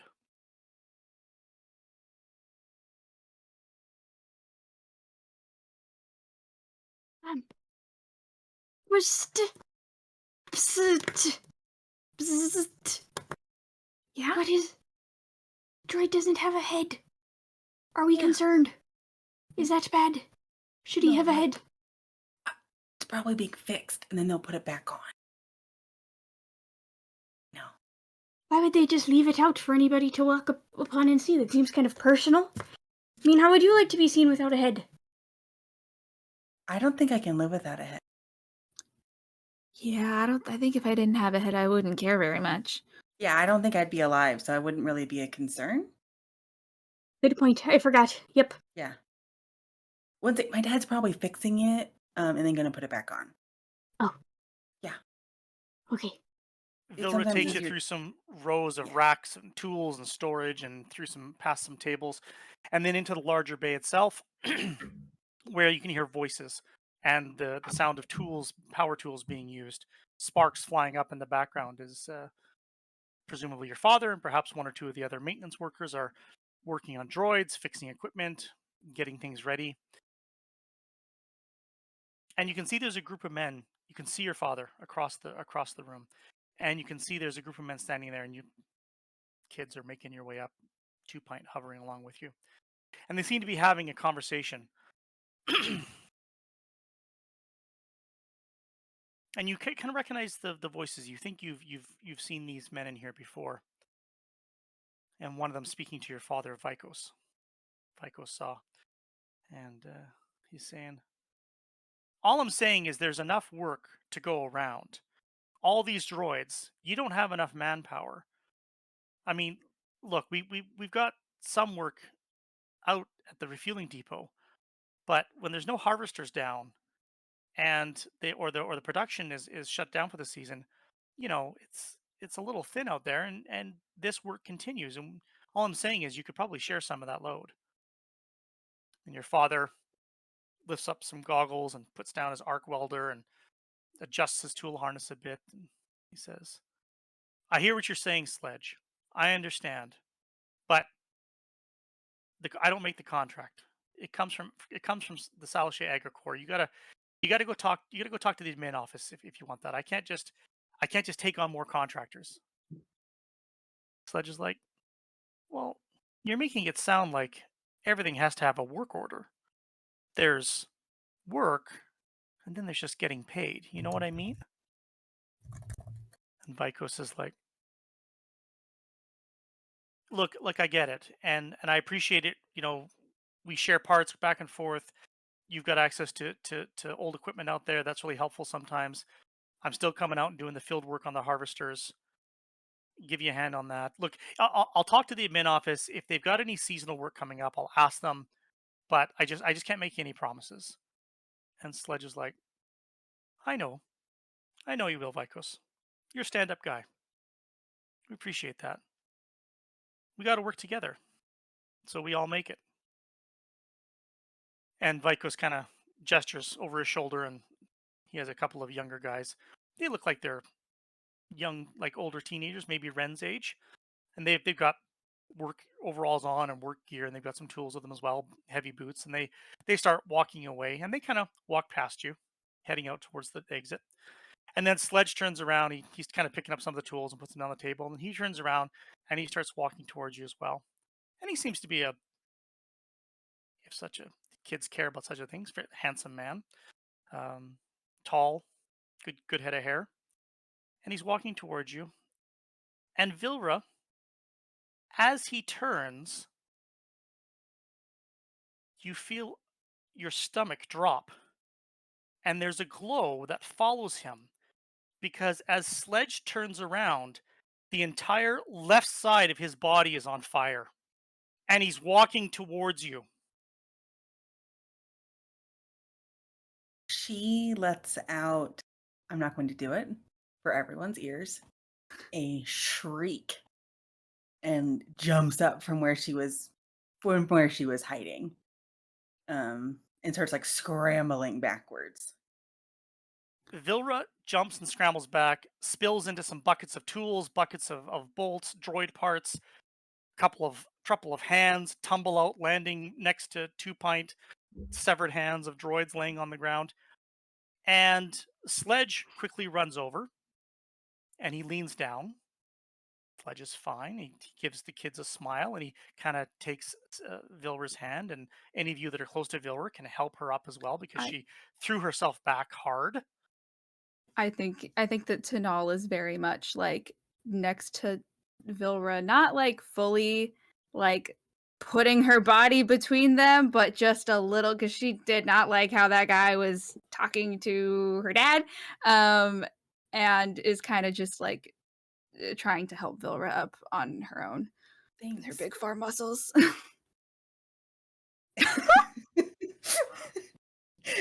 I think she does not let Sledge help her up, but she does let Tanal. Because this is a strange man who was talking to her dad kind of weird, and he was just on fire from what she saw. He And stands so up, he steps back, and his two, work hands are nearby. They don't get involved or say anything. And he says, those parts are sharp. Watch your hands. I know. I mean, thank you. And then he looks at everybody and kind of looks over his shoulder, and Vilra's father, Vikos, has stepped around his table and has crossed about halfway the distance, hearing the clatter, not really seeing what happened, and then seeing everybody's back up on their feet. Sledge gives Vikos a nod, gets his work hands. They walk out of the repair bay. Vilra's father is staring at her. What are you doing back there? I was showing my friends the repair bay. These are my friends. You So know. now you're going to show them how you clean the repair bay, right? Yes, sir. Who was that guy? He was weird. And she at the same time like picks up a bucket and starts like putting stuff back in. And I think she like after looking at Gila taking notes and photos, switches languages um to I'm assuming would it just be Iktach yeah, Iktach, yeah. switches to that and is like when I looked at him, he was half on fire and then he wasn't.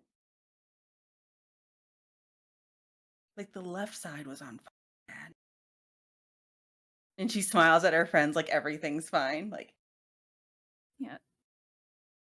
she's very clearly bad at this. This isn't the place for games. You know that. I know. I'm not And you told me lying. that you were going to go to broadcast day, and so you weren't going to be around to help clean up the bay today. So are you cleaning up the bay, or are you going to broadcast day? I went to broadcast day. It's over now. All right. And then we were gonna go hang out and like just do some stuff. All right. Well, check in With with the your mother before fireman. you check in with your mother before you go. And why is there a plant on the floor? Oh gosh. Auntie Zim gave that to me to give to Mom. He puts his gloves back on, goes back to his Mhm. table, looks at you, looks Fire. at the other kids, and just kind of nods, and he says, "Don't touch anything." He puts the goggles back on and gets the welder going again and starts working. And 2 Pint, you can see that he's pretty much doing surgery on a load lifter droid on the table. Pretty invasive surgery. Great, well, that was exciting. Do we want to head back out and play? You have to get your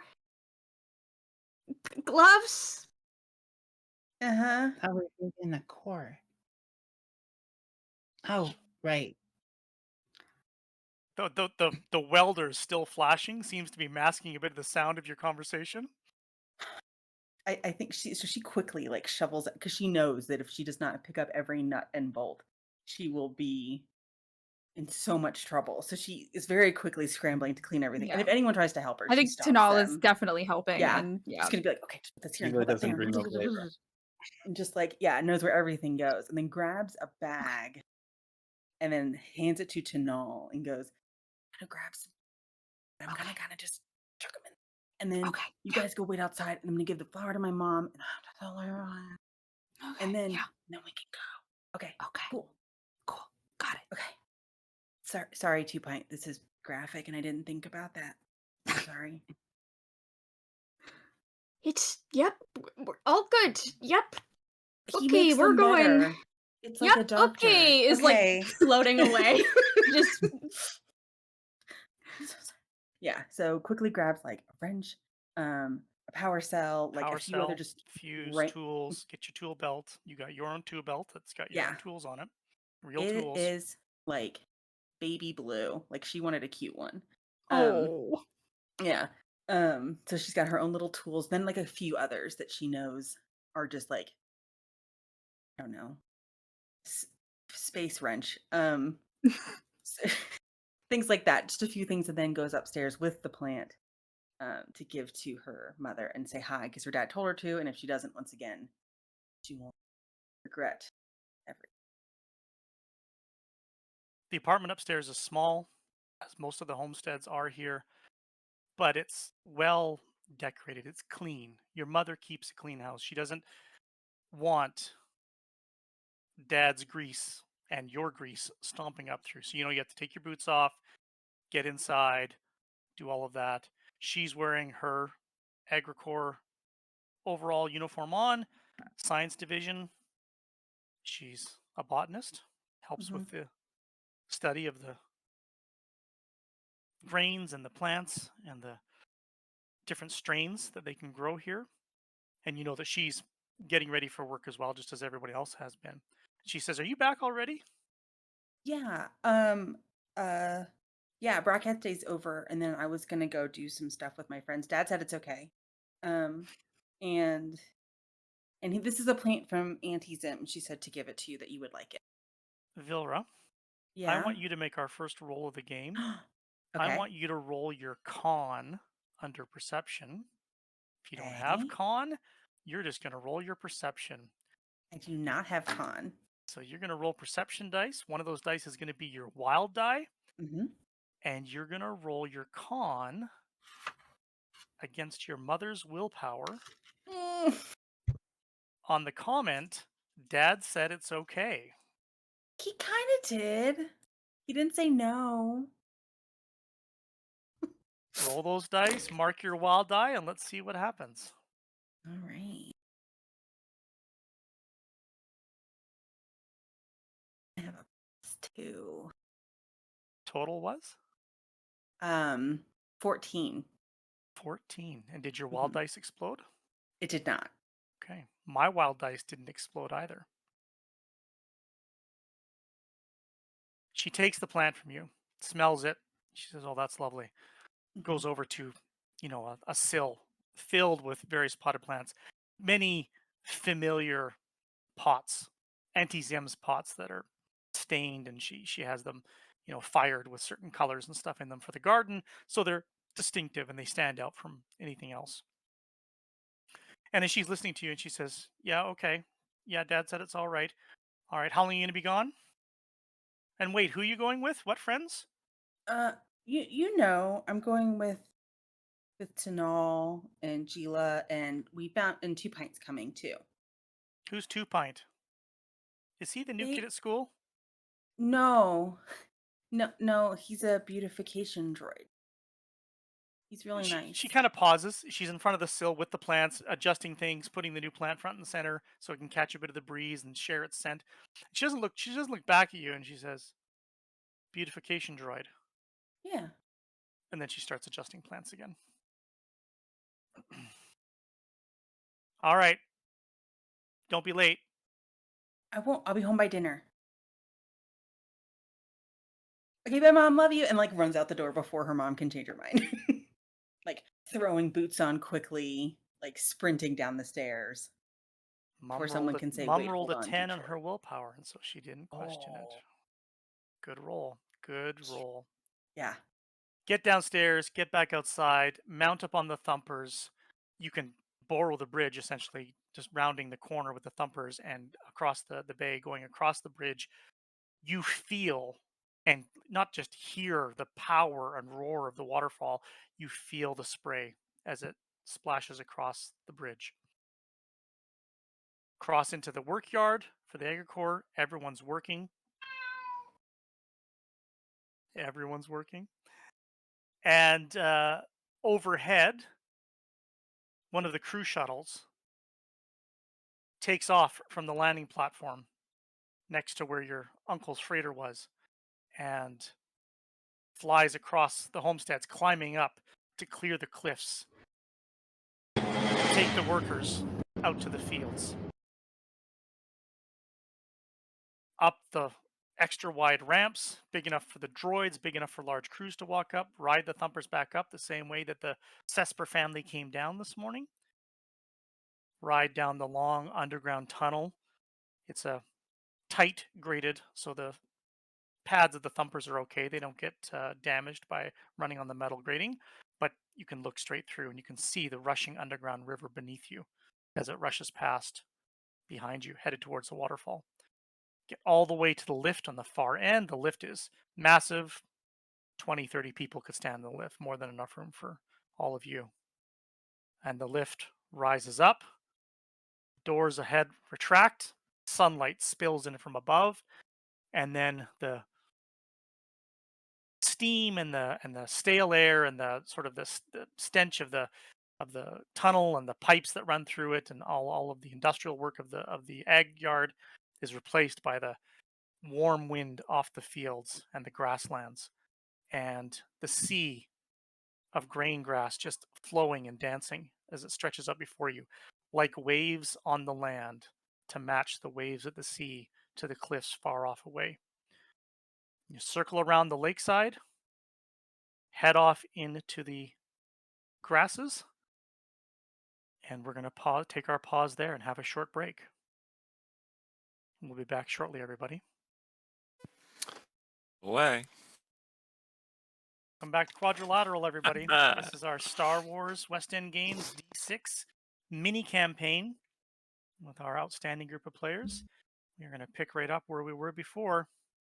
And where we are is riding 3 to a saddle on a Creation Thumper across the grain-swept plains of Salashay, tugging along Two Pint, our beautification droid, using his winch cable as he bobs along on his hover platform as you ride across the fields in search of what your friend Vilriza assures you is a walker.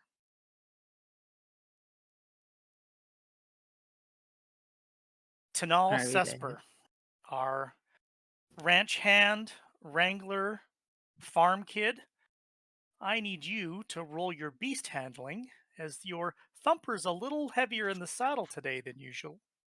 I think that she can do it. I believe in her. Her name is Mint of the litter. And then she got big, so it's kind of ironic now. But I think Minnie can handle it. I don't know. Okay. Can I do math? Maybe. That is a 16. 16 with your 6-sided dice. How many 6-sided dice do you get to roll for beast handling? I get to roll 4. Yeah. And did your wild die explode? It did not, unfortunately. So Diana just rolled her 4d6, one of which is a wild die, and in d6 Star Wars, your wild die, if it rolls a 6, can explode. You keep the 6, roll again, and keep adding to it, and it can explode more than once if you keep rolling 6s.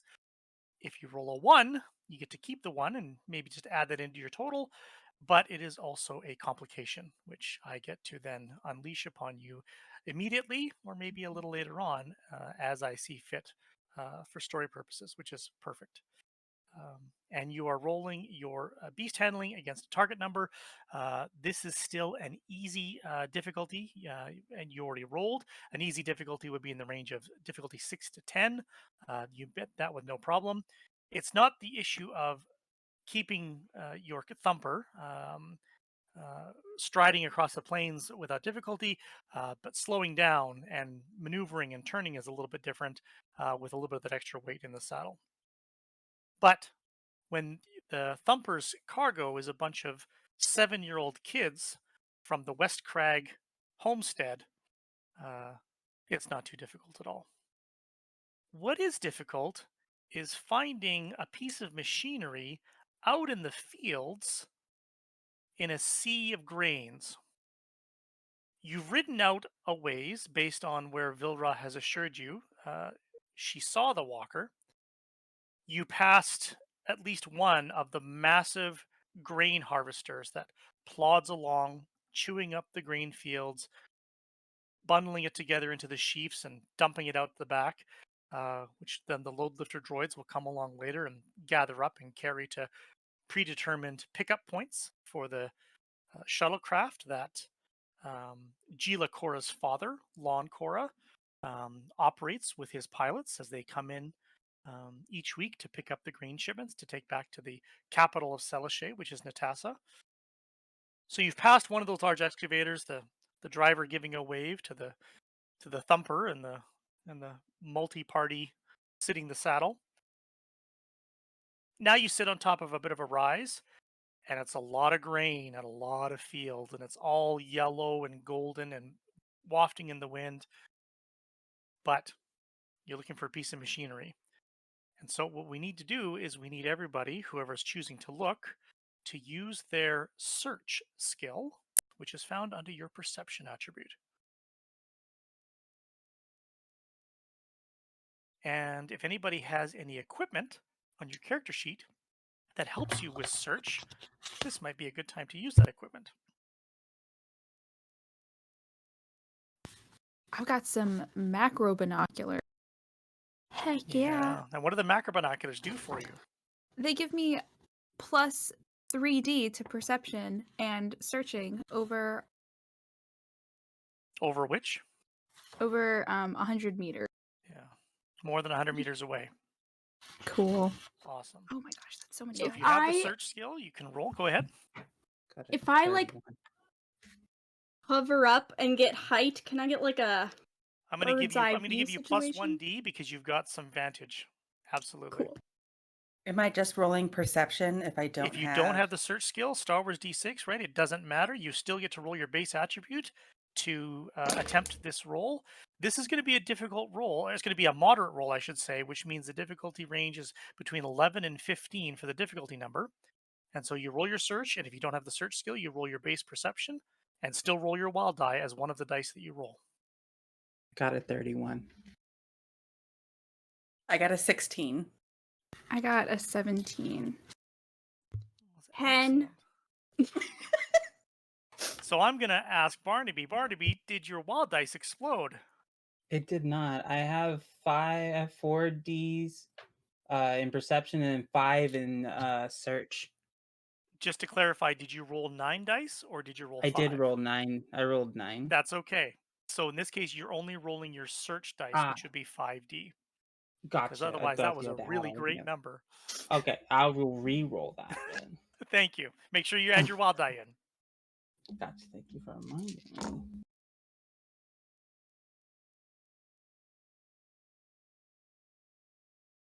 That is a 20. Still a fantastic roll. So Gila got 20. Tanal, you got 17. Mm-hmm. And 2 Pint? 10. 10. And Vilra? 16. Okay.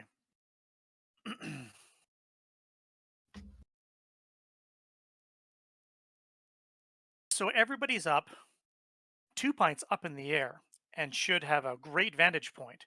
But 2 Pints looking in the exact opposite direction of where everybody else sees and points as you see this metallic structure standing up in the grasses next to several large boulders which seem to have protected it from the harvesters rolling on by. Tanal is able to zoom in immediately with her macro binoculars and showing you exactly what she described on the screen there. You see a walker. Now, not quite the walker that you see there. There's no cannon on the front of it. That's been long since stripped off. And some of the armor plating has probably been removed because it looks a little patchwork. But it's a seat and a set of controls and 2 gangly legs standing upright in the grass, just sitting around.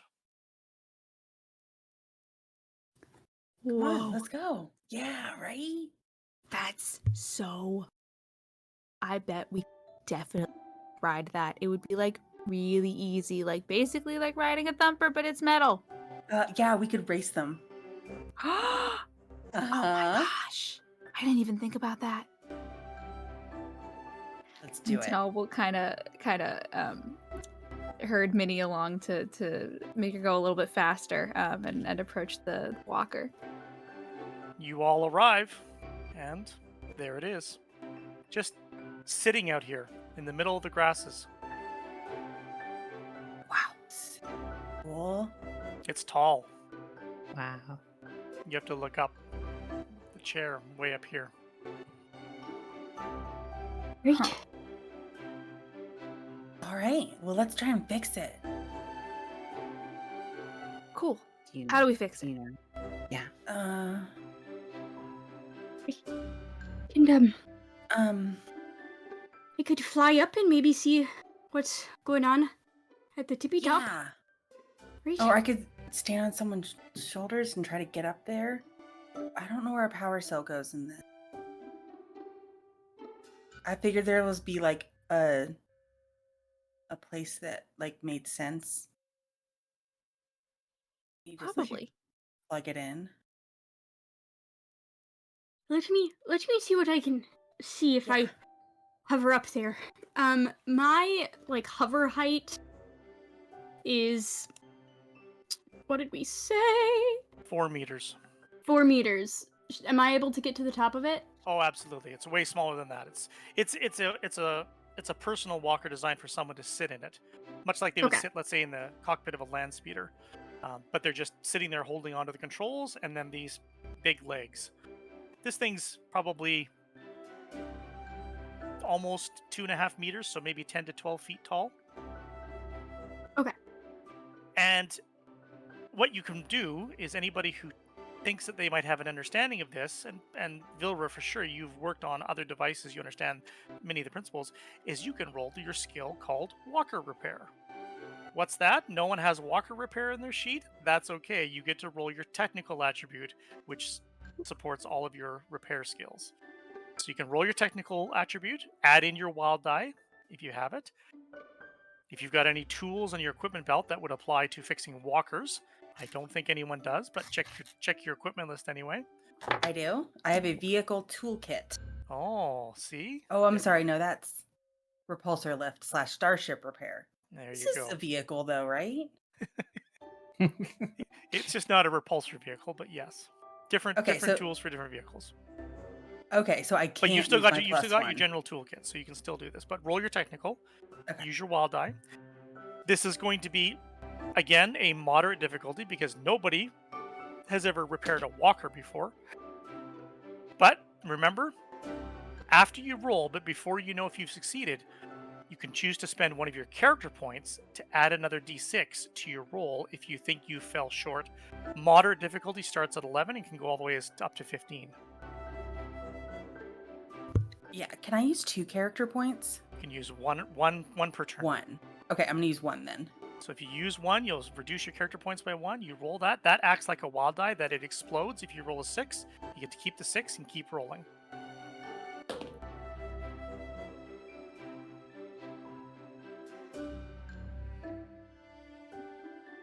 Okay.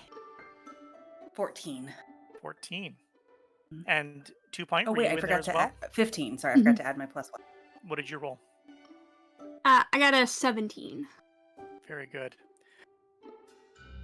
2 pints elevation immediately helps you find the access panel on the back of the saddle, which you can pop open, and with a little help from your friends, or 2 pint has a winch that could in fact lift you up if you secured it to your tool belt and were willing to hover in the air.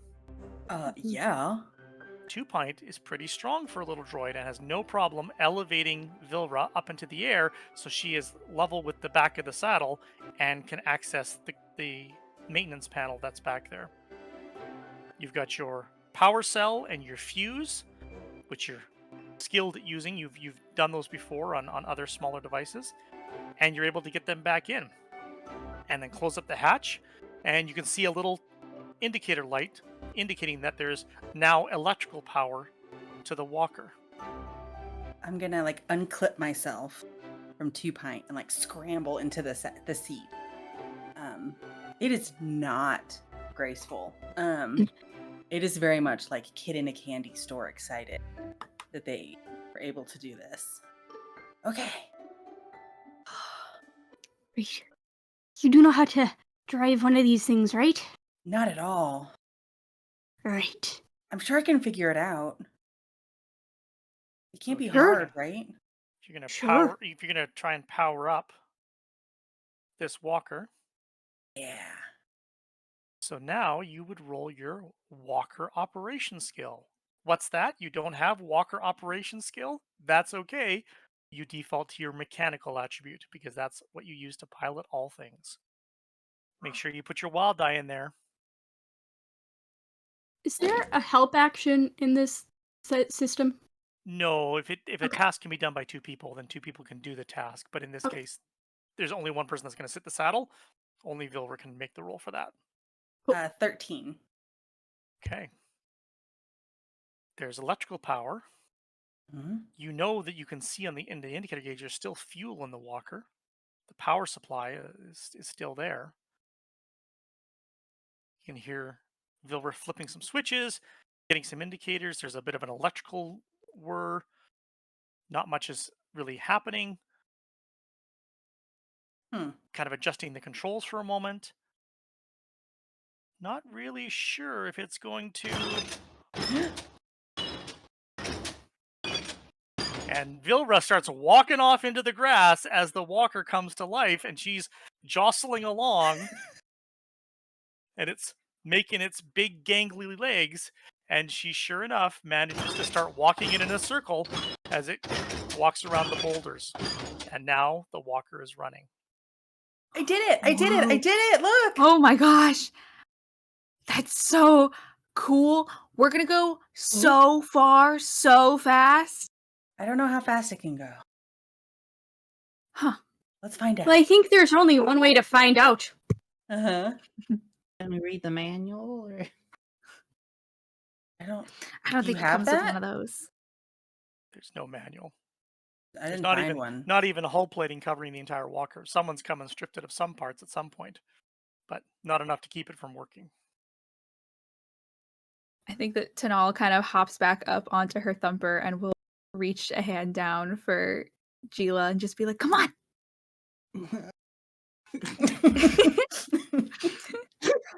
We'll kind of pull them on into the saddle with like her arms just around them to make sure that they don't fall off. All right. Are there like any, I know we're in like an open sea of grain. Are there any like landmarks that I could try to set as a finish line? We're going to say that, yes, the river that feeds the lake at the edge of your property, that feeds the underground river, which feeds the waterfall, that river snakes its way through. And you can see there's a bend in the river up in the distance where you can run to the river. And that the bank of the river could be your finish line. Okay. You ready? Yeah, let's go. All right. 3, 2, 1, go. And we'll You guys take are, off. are off. I need Tanal to roll her beast handling, and I need Vilra to roll her mechanical in lieu of walker operation.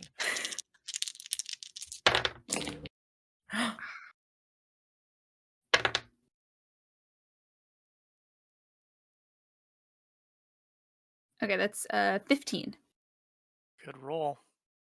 25.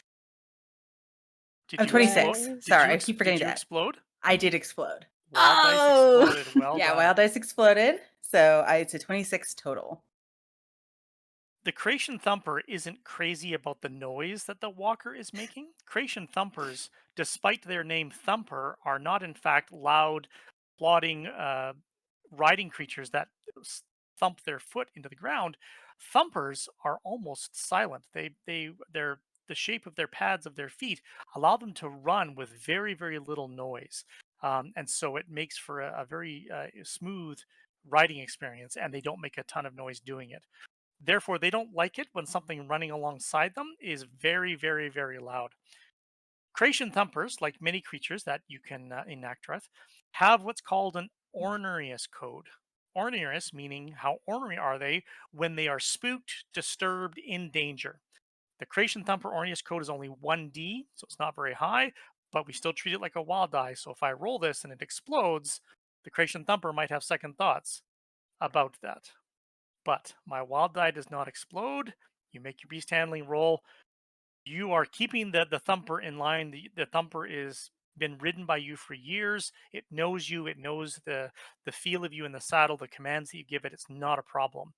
What is a problem is that walker doesn't seem to have stamina and just seems to be able to run full out all the way towards the river and is starting to separate from the thumper. I think that like Tanal isn't even mad about being beat in this race, but is like kind of half standing up in the saddle to get a better look as they kind of like chase behind it as fast as they can, kind of following in its path that it's making through the grain. Are we You winning? hear a lot of Nope. wee-ha! And like just cackling. If you can hear it over the sound of the walker, she is just oh, this is so Two much Pint, fun. you are keeping pace as best you can, but in this case, keeping pace is way behind because they are far outstripping you in terms of all-out speed. You don't have any resistance because you get to hover over the grains. But beautification units are built for maneuverability and ease of movement, and not for high speed. I think at a certain point, Two Pint just kind of like gives up and is just like cheering, like kind of spraying the paint in the air, like little confetti kind of vibes, like, everyone have a great time! Yay, go teams!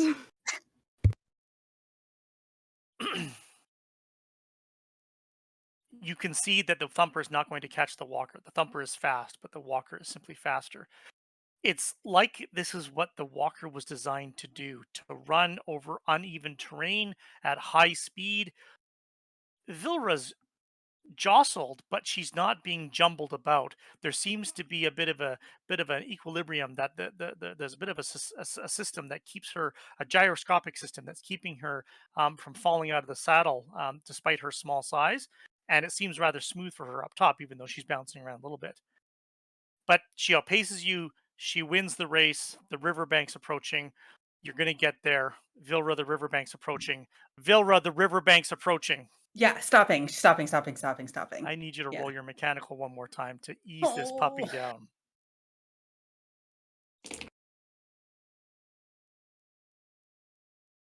If your wild dice explodes, but if it rolls a 1, let me know.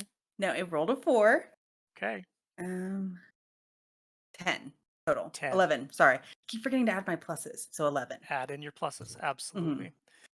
Okay, you start to ease back on the accelerator, and the clank, clank, clank gets a little less violent, a little loud, but it takes all of your controls, and you pretty much get the metallic clawed feet into the soft sand of the shore of the river, and like it sinks in just a little bit, and like there's water now trickling over the toes of the walker as you ease it in, and all the power levels come down, and it starts to settle in, and then the thumper gracefully and silently slides up behind you, and then somewhere back there, a droid hovers his way across the grasses to catch up. Yeah, she turns it around and then looks over at Tanal and is like, "You want to go? You want to switch?" Yes. Oh my Yeah. gosh. Yeah. Can I? Yeah. How are you gonna get down? Jump? Yeah. Okay. And then like tries to like climb and then just ends up just poof, like just smacking into the ground. You know. Like, I'm sure I can handle this, and then clearly does not. And then helps Tanal into the thing, like help lifts You her mean up. like a yeah. Yeah. Okay. I got it. Okay. Kind of Get on the pull herself thumper. up into it. Check on Sheila, Gila. how was You your okay? first ride across the plains?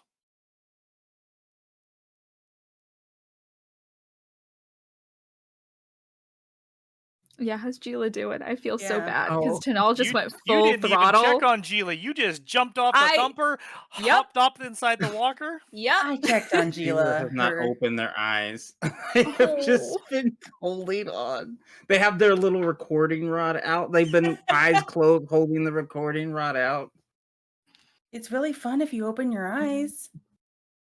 Oh, we stopped. Okay. Yeah. This is fun. I'm gonna yeah. Do you wanna ride the thumper? Like, do you wanna steer and stuff? It's best not to get involved with the story. Oh, okay. But it's more fun if you open your eyes so you can see it. Okay. Okay. Maybe I can do that. You should Can see do the that. story. That's what the recording rod's for. Oh, okay. Well, we're gonna go back now, and I'm gonna try and go really fast. So. Okay. 2 Pint, I want you to roll your perception for me, please. As you're hovering up above and you're approaching the riverbank, spraying your paint now that you've finished your celebration, roll your perception for me. Make sure to include a wild die with your dice. All right. Everyone simultaneously made a face like we were biting into a lemon. That's great. And on the horizon is Anakin's. No! So I rolled a I'll just total waiting of for it to go sideways. I know. Yeah. I rolled a total of 3 because my wild dice was indeed a 1, so everything's going great. Okay. Okay. Okay. Y'all, it's fine. Everything's fine. We're having It's fun. normal. We're having so much fun right now. What What I'm could go gonna close wrong? my eyes, tell me when it's over. Yeah.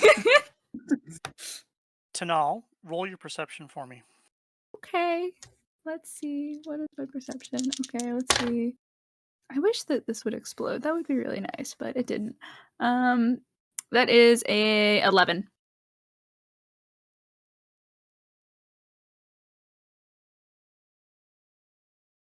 It certainly doesn't feel like sitting on a thumper. It's hard. There's not a lot of comfort up here, but it is contoured to a body shape, a bigger body shape than yours, but it does seem to be contoured for that purpose. There's foot pedals. You didn't realize that it was foot pedals to go along with the hand controls. Oh. The ability to press, and you can see that the knee joints bend and the walker actually descends a little bit. And then you Oh. other pedal back up and it comes back up, and then you can turn and you can feel the legs, the hips starting to swivel as you're turning, kind of getting a sense of it. And as you ascend back up to the height, and you look up and you can see 2 Pint coming. And you can see the wind just blowing the grasses like a sea, like a wave, just coming along as it runs up against the riverbank and then just continues along. Just this rolling grass. And then right there, just behind and below, the grass is bending the other way. Huh. You You ready to guys see race? that? Well, And as she says, "Do you see that?" Oh no. A Ranfix cat, cub, in fact, which I'm showing you right now. That's an aw. adult one, but it's a little smaller than that. Leaps out of the grass, claw onto the shiny underside of a beautification droid.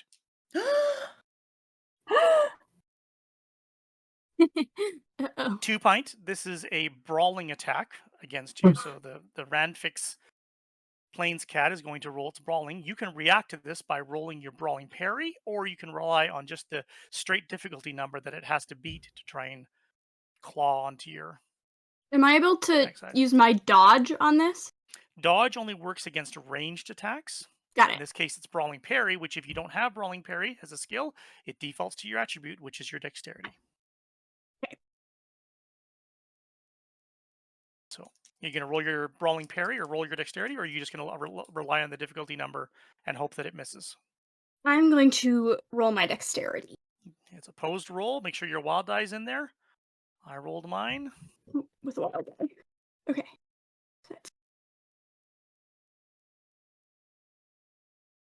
12. Your 12 beats my 7. Yes! So 2 Pint Too fast. spins at the last second as this cub, not a full-size cat, cub, leaps up out of the grass with its heavy hooved feet and attempts to like tackle its bird prey to the ground and just misses.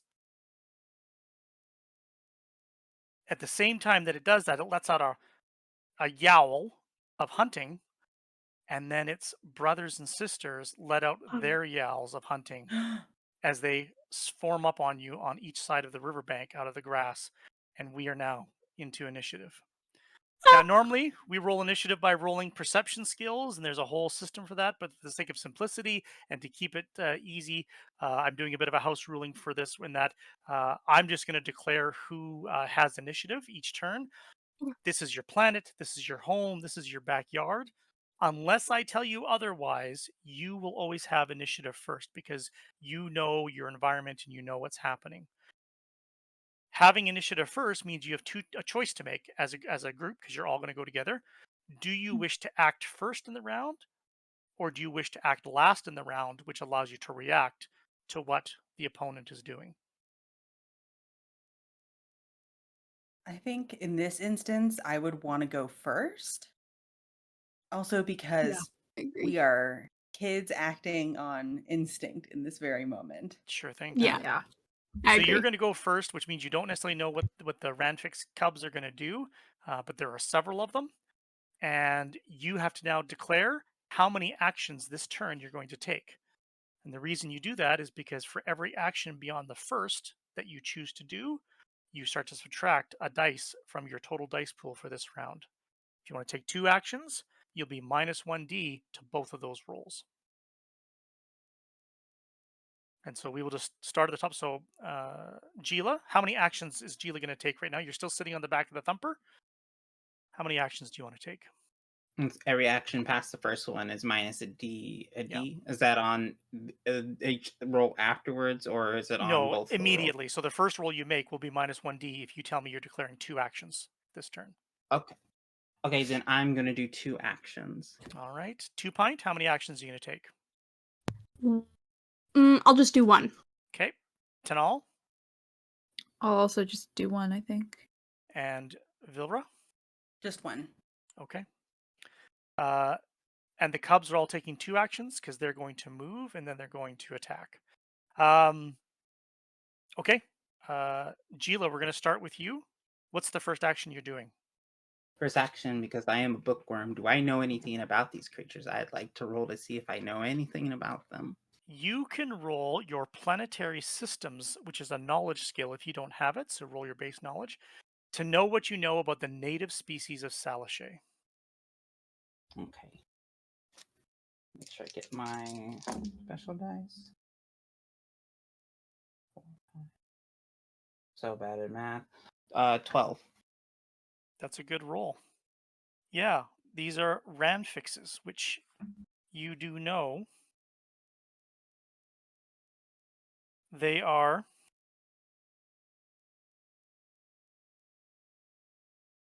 predatory plains cats.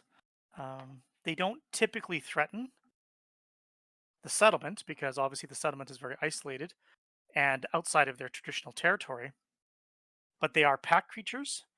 They can grow in size to be almost 1.5 meters, almost 2 meters in total length, and 1.5 meters at the shoulder. So as a full-grown Ranfix is as big as a full-grown man. But these are cubs. They're the size of kids. And they're acting like kids. But they're also doing what predators do, and because they are pack animals, they hunt in packs. And what does Gila know that when there's a pack of cubs about? What does that tell her?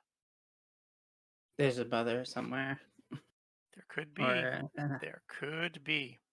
Okay. 2 Pint, your first action. 2 Pint doesn't want to hurt any creature, right? Their beautification droid. So I would love to take my fire extinguisher. And can I just lay down kind of try and almost scare him off, just spray the fire extinguisher towards them? So back Absolutely. off. Just Perfect. make a technical roll for me. You're using your Okay. tool, but you're not using it in a tool way. But it's no different than just dousing the flames on the grass. You're just going to douse the grass. Roll your technical for me. Ooh, okay, set. 20 even. Ooh, did your wild dice explode? No, I just Good have a roll. 4D in technical and rolled real well. Really good. The Ranfrix rolls a 5 for its dodge. So it basically spins about on the ground looking to leap up again, and in doing so gets a mouthful and furful of extinguisher in the face, which it does not like at all. And there's a howl, not the howl of I'm on the hunt, the howl of this tastes and smells absolutely terrible. Tanal, your first action. I would love to try to kind of standing up a little bit in the walker a bit more. Like not run all the way up to them, but take a couple of really quick solid steps forward while yelling to try and see if I can scare them off a bit. Using the walker to walk forward and to Yes. scare them off. You can see the grass parting near you. There's 2 of them on your side. Oh, And so you can wheel the walker about. So you're going to roll yeah. your walker operation, which you don't Okay. have. You're going to No, roll I your don't. mechanical. Make sure That's your okay. wild die is a part of your mechanical. It's gonna be fine. This isn't a very difficult maneuver. Oh, I exploded. Okay. Well done. Plus 20. Good roll. I'm going to roll the Cubs' willpower to essentially resist fear because that's what we're doing. So we're trying to scare them off. And we will see. Interestingly, they both rolled a 10. So they immediately break off. So they're kind of hunting as in a pack together. They immediately break off in both directions and circle back into the grass. They don't entirely run away, but they immediately disengage from the hunt that they were on. Vilra, your first action. We are going to run as fast as we can on this thumper towards our best friend Two Pint with our other best friend Gila, while our other best friend tries to scare off the other cat. You need to roll your beast handling for me. And Is the same Thumper, as yeah, beast handling is is it under the your mechanical. okay? Is beast riding the same Beast thing? riding, sorry, thank you. Okay, Beast riding cool. under your Just want to make mechanical. sure. If you have beast riding, then awesome. I'm going to roll the Orioner's code for the Thumper because the Thumper does not like Ranfrix cubs chasing it, and it may not want to listen to your commands. So real of it. I got an 18 total. And what did your wild die roll? A 4. Okay. My wild dice on the Orioner's code exploded, No. but it did not explode enough to Okay. beat that. The Thumper takes off with very little encouragement from you because it wants to get away from the Ranfrix anyway. The Mhm. problem is that you're running it straight towards another Ranfrix and the droid and the fire extinguisher that is all over the place, and you're running into that. Gila, you are now on the run and along for the ride. You have a second action that you're going to take. What's your second action? With the knowledge of knowing there's an adult somewhere, panic will set in, and I will immediately start looking for the adult while I am bouncing on the back of this beast. Excellent. Roll your search under perception if you have it. If you don't have search, default to your perception. Okay, and this is minus 1 die off of it. Correct. Okay. But make sure it still includes your wild die in there. Okay. That's not great. So I got a 1 on my force die or my special die. Okay. One on Altogether. complication on the wild die. Okay. Okay, so 1, 2, 3, 4. That's a 7. Okay. You don't see a mother, but you're looking and you're looking and you're looking. Vilra, are you going to try and just blow past where Two Pint has just just charge right through the fire extinguisher essentially and keep on running? Yes, I like to think that it happened at the same time. Like she went yeehaw the minute there and was like, oh, Absolutely. Absolutely. there was no coordinate. And so basically, the goal is to get as close as she can. She can maybe grab onto. You probably want to yell at Gila to hang on tight. Oh yeah, I think there was a quick grab of her arms to pull tighter around. Okay. Roll your perception. Do I have to minus a die or just? No, this is just Okay. me doing you're just doing a roll for me, an observance. Okay, is so my wild die did explode. And then I rolled a 1. That's So I don't know fine. if that counts. It doesn't complicate after it explodes. It can only explode. If the Okay. first roll is a 1, then it's a complication. Okay, so 14 total. 14 total. You just blitz through. You get a bit of a mouthful and a bit of a face full of the fire extinguisher as well, but it splits through. The thumper doesn't like that at all. But because you kept it on straight, because you're a bit of a natural at riding it, you just kept it straight on through. And then you look back and you look up and you see 2 Pint, and you look back and you realize no one's holding on to your waist because Gila is now sitting in the grass where you just blitzed through as she was craning her neck, and then the thumper took off and she has dumped into the grass.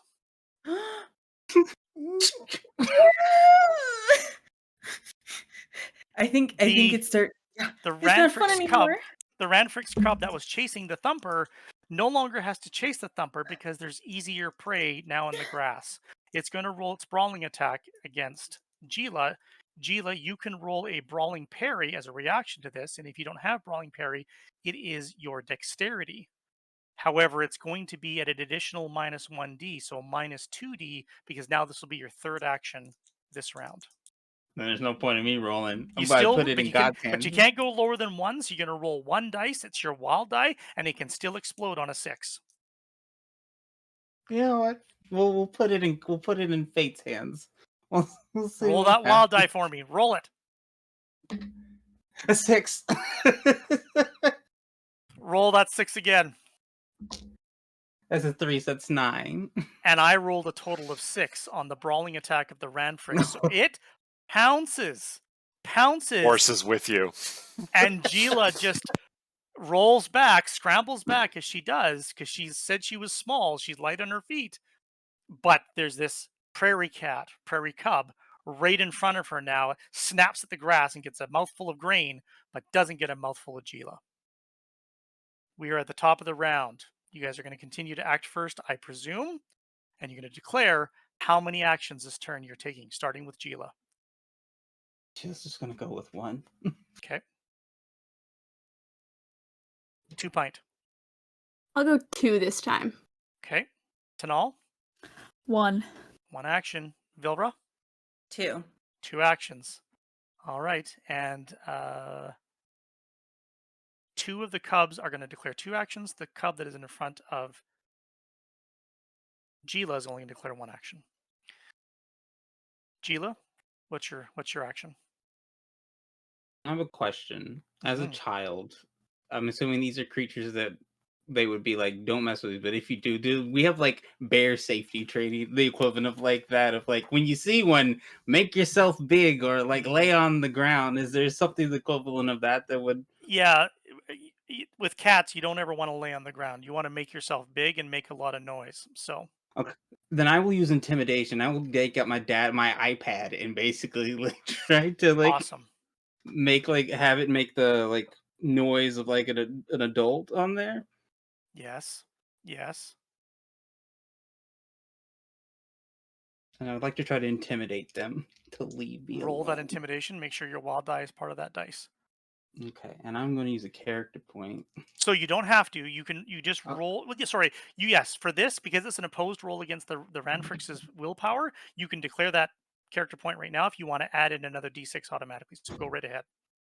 Yes. Okay. And both your wild die and the character point can both explode. Okay. So that's 6, 9, 10, 11. So important reminder to make sure your character point dice, if you're rolling one, is different from your other 6-sided as well. That is a 19. Good roll. Did either of your dice explode? No, neither one exploded. Okay. The Ranfrix's willpower did not explode on his wild die. And so the cub does not like the sudden shriek of noise and sound and light. And it is going to change its action this turn, obviously. 2 Pint. First action. I would love to head over closer to where Gila is, so there's like 2-on-2 and nobody is alone. You got it. You got it. Okay. So you're gonna do your move. Are you gonna hover down into the grass so that you're right beside Gila, or stay up in the air? Stay up in the air so I can get a vantage point if they're like stalking in the grass like cats do. Sure, sure. This isn't an action, doesn't require it, so just roll your perception for me. Okay. Is that 3? I don't remember. Yes, it is. Okay. Make sure your wild die's in there. Yep.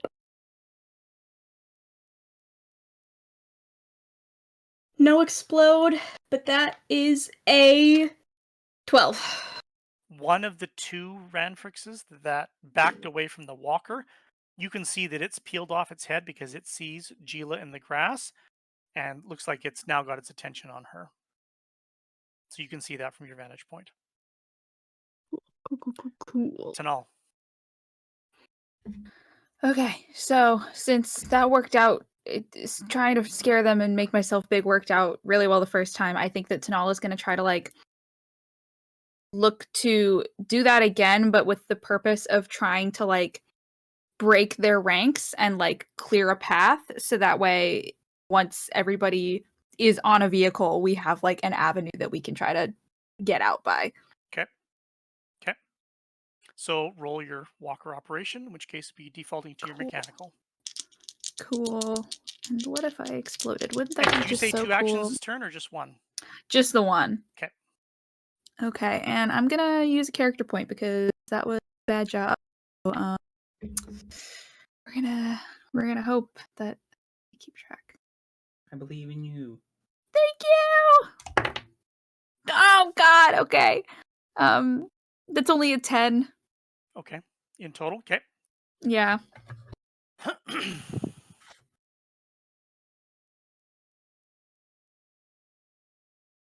You slam forward to bring the walker to start clanking along again. But in this case, you're trying to drive it right towards the Ranfrixes, and they're pretty agile, even for the cubs, and they're kind of dancing around. Like I said, they got startled, but they didn't get fully spooked away.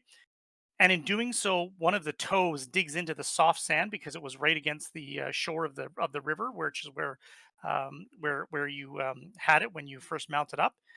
And it jolts, and it kind of sinks in 1 foot, and it jolts, and it threatens to throw you from the saddle. I'm going to get you to make a strength check for me to hold on Okay. and not get thrown from the saddle. Okay. Okay. It's gonna be fine. I'm gonna do a better job this time. That's an 8. Okay. I feel like I'm going down. What No, it it's gonna go means- great. Don't say that. It's gonna. What it means is you get thrown from the saddle, but you don't Okay. land badly because you managed to Okay. hold on enough. But you do land into the wet shore of the river, and the walker's right there, but it's kind of canted at an angle, and 1 foot's dug into the wet sand and just stuck there for a moment. Vilra, your action. Oh, okay, so this has changed a few things for me. At this point, she sees 2 of her best friends on the ground, her third best friend also on the ground. Um, how can I use a force point in this situation? So first of all, what is it that you want to do? I think the goal is to try and she's closest to Gila and to Pine. So the goal originally was to run over and try and get at least Gila back on the thumper.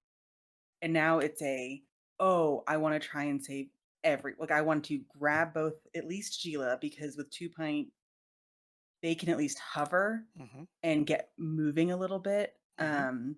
And with Gila is a little bit squishier. Hmm. Um, and then run over and try and grab Tanal as well. So you're gonna move once to close the Hmm. distance to Gila. Yeah. You're gonna use a strength check to basically grab Gila and try and haul her up. So that's your second action. Hmm. Now you've only declared 2 actions this turn. I only declared 2. Yeah. Okay. That's why I couldn't remember what force points did. That's okay, because what force points do is they will double all of your dice for this round. So knowing that you might want to declare multiple actions, Hmm. and it's hard to say because sometimes you don't know. You may not want to use your force point yet because you might think to yourself, I want to do 4 actions, move the thumper twice, pull up a friend, pull up another friend, or something to that effect, and Hmm. then spend a force point doubling all of your dice because 4 actions, you'd be minus 3D to all of your rolls this turn, Yeah. but the force point doubles your dice, so it makes it much, much better that you'll succeed. Okay. But that's part of also kind of determining how many actions you want to do. So in this case, you might just want to go for Gila and maybe spend a character point if you are concerned about that. Mm-hmm. It depends on how strong you're feeling and how successful your beast handling is. Because we're going to roll another ornerius check for the Thumper. The Thumper does not want to charge towards the Ranfrix cubs. And so instead of this traditional 1d when it's spooked, it's going to be rolling 2 dice of ornerius against your beast handling Mm-hmm. because it's going to be fighting you and wants to go the other direction. Okay. So I'm doing 2 actions. I'll do So my you're beast minus riding. 1d.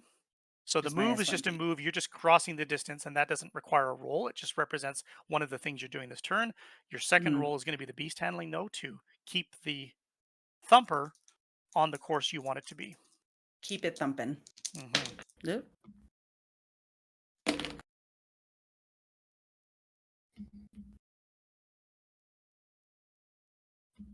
17.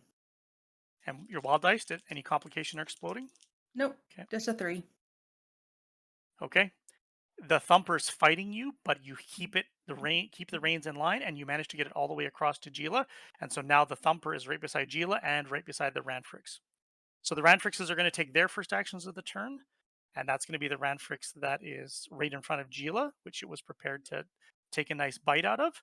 But now bigger prey has presented itself, and the Thumper, as much as the Thumper is a bigger, tougher animal, the Ranfrix is a predator cat, and it wants to eat the larger meat. And so it's going to take a bite at the Thumper. And the Thumper gets to roll a reaction to being bitten. And this is a brawling attack from the Ranfrix, so the Thumper gets to roll its dexterity, its brawling parry, essentially, as a reaction to that. Okay. So the Ranfrix rolled a total of 7. The Thumper rolled a total of 7 on the brawling parry, so it meets the roll, which is successful at avoiding the attack. But the Okay. Thumper rolled a 1 on its wild die. No. Oh boy. No. So this is what happens. Okay, before we get to that, there is a Thumper there is a Ranfrix near Tanal on the riverbank that she scared off. So it is going to also try and take a bite out of Tanal. So it rolled. Tanal, you're going to roll your brawling parry as a reaction to this.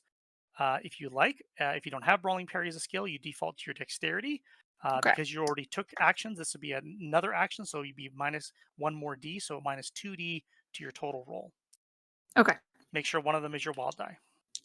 Gotcha. It's only a 5. And its bite was a 5, so you equaled its bite. It snaps right at you in the bank. You're in the shallow water, splashing about. It's scrabbling, but it doesn't connect with the bite. Okay. Who has a second action this turn? I do. Okay. 2 Pint, what is your second action this turn?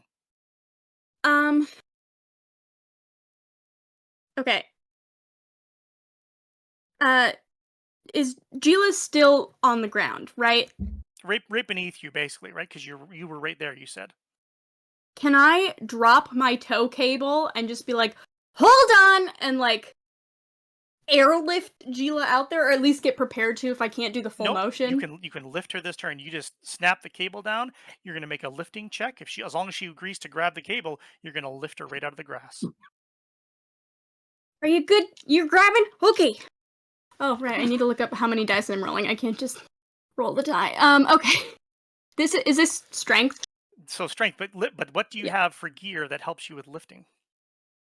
I have my little repulsor fly thing and my tow cable. And your tow cable. What So I does have it a say? 1d to lift. 1d to lifting. So you're minus 1d because this is your second action. You took 2 actions this turn. You're minus 1d to all your rolls. But Yep. the tow cable gives you, and the repulsor lift gives you plus 1d specifically for lifting checks. So it's a wash. You roll your full dice for lifting. Perfect. Ooh, good. Okay.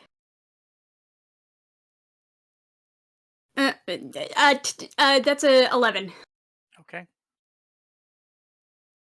Vilra, you rush up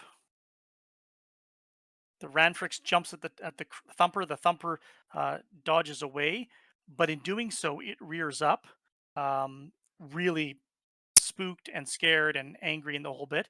What was your second action that you're going to do this turn? I was going to be grabbing Gila. Okay. I don't need to do that anymore, it Well, here's the appears. thing. Your instinct is to grab at Gila. You could still do that because Gila is now lifting out of the grass right past you. You can grab on if you choose to and let go of the reins. Or Or I you could can try stay and stay or on. or you can try and stay in the Thumper. The Thumper is rearing up right now. I'm going to try and stay on the Thumper. Okay. Gila Because gets Gila lifted out of the seems grass. safer Gila now. is out of Yes. harm's way. That was the It's goal. okay. You need to make a strength check, Vilra, to stay in the saddle because the Not Thumper a is beast violently. riding? What's that? Not beast riding? Not beast riding, because in this case you are not giving a command. You are trying to hold on, and at this point, Okay. the Thumper is fight or flight mode. Okay, and this is my second action, so I am Minus down a 1d. D. But I only have 1D in strength. So you can only roll 1d. You can't go lower than 1d, and your 1d that you roll is your wild die. Okay, and then can I use a character point? Absolutely. Okay. And that dice can also explode, and it can't have a complication. Okay, no complications. No sixes either, though. So it is a 7 total. 7 total. So the good news and the bad news. The bad Mm-hmm. news is that 7's not high enough to hold on to the Thumper when it's Yeah. violently dodging back from the attacking cub. But the good news is, just like Tanal falling off the walker, you were able to basically dismount rather than fall off and not get hurt landing on the ground. So now you're Okay. standing beside the Thumper, standing beside the Ranfrix, and that's where we end up. We are back to the top of a new round. Everybody is going to declare how many actions they're going to take. Gila, how many actions this turn? You're hanging from the tow cable, suspended above the grass. Nothing's threatening you, but the only way you can move is if you're going to let go. Oh boy. I will only take one action. Okay? 2 pint. Is like talking an action? Is it a free action? No, you can talk. Okay, cool. Then I will just take one. Okay. I'm Tanal. gonna do 2. 2 actions for Tanal and Vilra. Is the Thumper still next to me? At the moment it is, yes. Okay. So I'm going to take 2 actions. Okay. The Ranfrixes, there's still 3 of them. They're each going to take 1 action. The Thumper's going to take 1 action. The Thumper's going to go on the Ranfrix's turn, so you guys will go first. Gila, is your action something that you can do, or do you have to wait for 2 pint to take their action first? I think I can do it without it. I'm going to just continue to try to intimidate them. Okay. By just scream crying at them. Yeah. Roll your intimidation. Okay.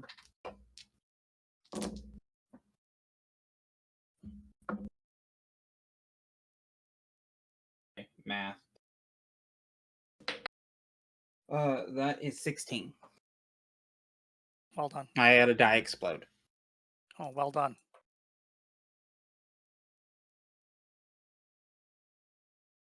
Okay.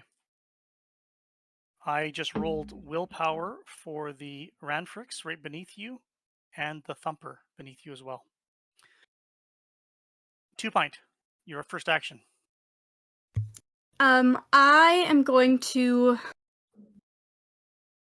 yell like, right, well, we should probably get out of here, cause I don't want to mess with them and they want to mess with us, so we should just be the bigger people and go! And then, I'm gonna, like, try and, like, zoom away a little bit, without going so fast that, like, Gila gets knocked off. Yep. But just get out of there, hopefully. You can back off. You're clear of the zone as long as Gila holds on, what she seems to be able to do. There's no danger to Gila or to you for the moment. You can get up high that there's no way that they can reach you, and there's nothing else around you, so you're fine. screaming Tanal. the entire time. There's one of them immediately threatening me, right? There's There only is. okay. Then total Hail Mary. Tanal kind of goes into her pocket and pulls out just the reminders of like the biscuits that she had stolen and is gonna try to like wave it in front of this thing and be like, "You want it? Go get it!" and like throw it in the opposite direction of the thumper and try to get it to at least for as long as she can leave her be and hopefully chase after this thing. Okay. I'm gonna let you roll beast riding. Oh, but that's my best one. It is. I know. I keep wanting calling it beast handling. It's kind of like wrangling. I Roll it know. anyway because it Sure. represents you knowing how to manipulate animals and how to give them commands. Exactly. So roll that for me. Exactly. Thank you. Okay, let's see. Okay. No explosion. But that is a 12. And Vilra, your first action. I want to jump on the thumper. Okay. You need to make a beast riding roll for me. I'm telling you right now that this is going to be a difficult roll, which means the difficulty starts at 16 because the thumper is about to take off. Okay. Then I'm going to add a character point. Okay. You can roll first, and then if it doesn't get to 16, you know that you can add a character point. Then you don't have to just spend it in Oh, okay. advance without you don't have to waste it essentially if you don't need to. Okay, but I am Make rolling sure your wild damage. die's in there. Okay.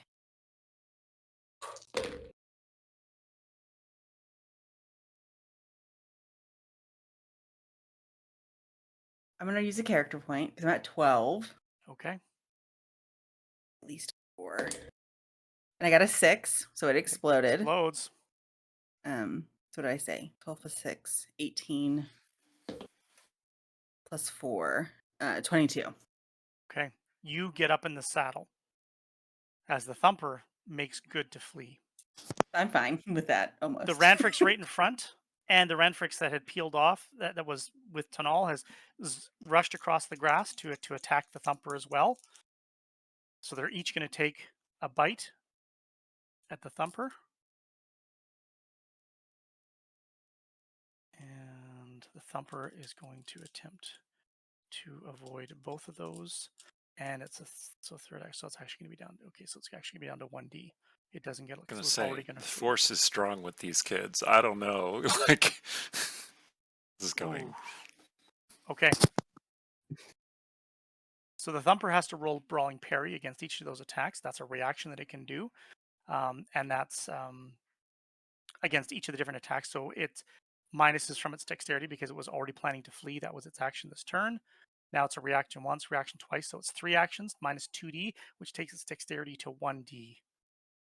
I just rolled the wild die both times, and on both wild die, I rolled a 1. Can I give it a thumper. character point? No, you cannot. Okay. Okay, so that's going to be a bite, and that's going to be a bite, and the thumper is going to roll its strength.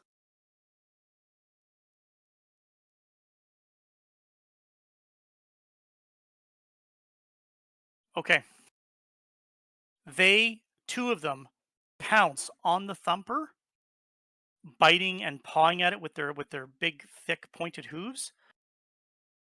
The pummeling and the biting is sufficient that the thumper gets wounded, and then it gets wounded again, and it's enough that it causes it to then go down and become incapacitated. So you, on top of the saddle, on the thumper, all fall down into the grass as the Ranfrix cubs are biting into it essentially and attacking it now.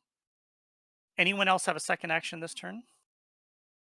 I had a I second action. did. Okay, Yeah. Tanal, your Yeah. second action. Oh.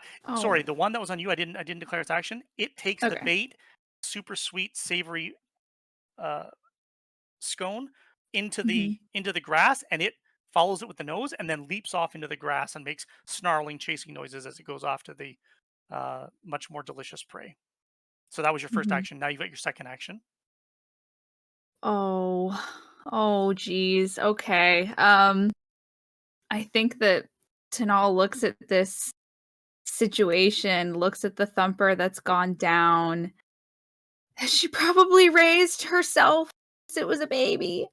But is hoping that that will be, I think, sufficient enough to distract the rest of them, and I think is going to look over to Vilra with just like these like big tears brimming in her eyes, but her face is set with determination, and she's just like, we gotta go, and will try to take off after Two Pint and Gila. So Tanal runs off into the grass, yelling at you, Vilra. Vilra, your final action this turn. Oh, it's run. Yeah, for sure. I think she's got like her eyes, the tears are forming. It's like it stopped being fun. I don't think I can save my friends. Like, okay, I gotta go. I gotta run. So she's just gonna bolt once she gets up You take from off the into the fall. grass, following Two Mhm. Pint and a floating Gila as you go into the grass.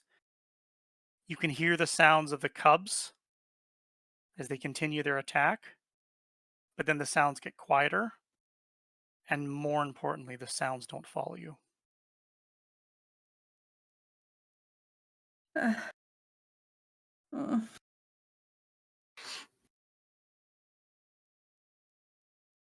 I don't. Sorry about your thumper. It's okay. It's okay.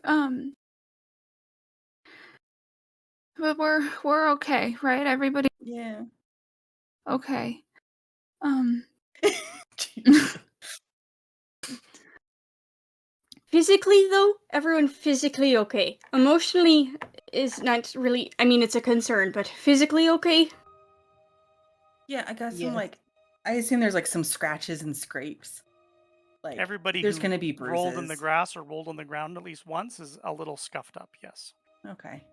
Yeah, I'm okay. I just the power cell. Oh, Oh, is your dad gonna be mad? only if he finds out. Here's the thing: it's still borrowing, even if you don't know when you're gonna give it back. So you didn't technically steal it. You just haven't given it back yet, and maybe in the future we could come out and get it again, and then get right out of here, and everything will be fine. You think so? Yes. See, Okay. Right. criminals. Nope. Nope. We just borrowed, and we didn't return it yet. I think it's more about that we were out here and no one knew, and it's okay because we didn't get hurt, so it's okay. Mhm. We can try again tomorrow. Yeah. Right? Yes. Okay. After chores. Yeah. Okay. Gila, we'll just tell you about it. How about that? Yeah. Okay. You could take lots of pictures. You don't have to Here. if you don't want to. And Tanal, Gila and you, they took like some pictures of you and Minnie before they. Oh no! I think at this point the tears just start coming. Like she'd been holding on to it for a while. And I think that GM question, is it near noon perchance?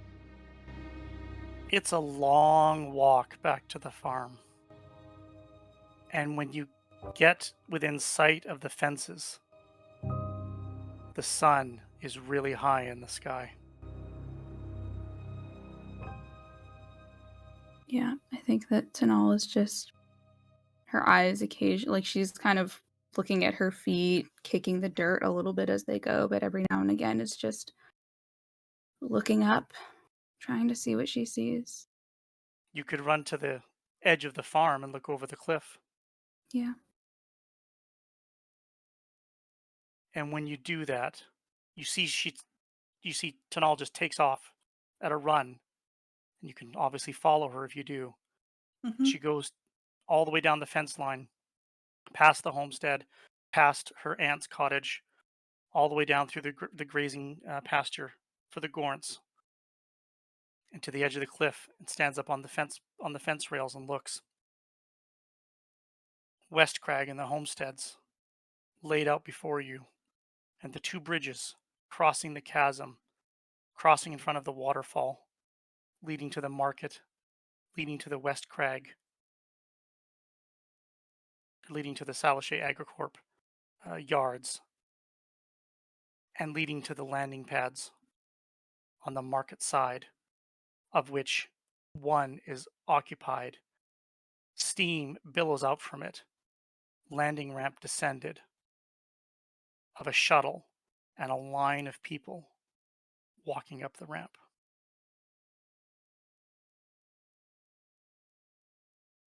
I think that kind of like speaking out loud, but not really expecting anyone to hear her in a very, very quiet voice, she just kind of mutters, "I'm not gonna be fine."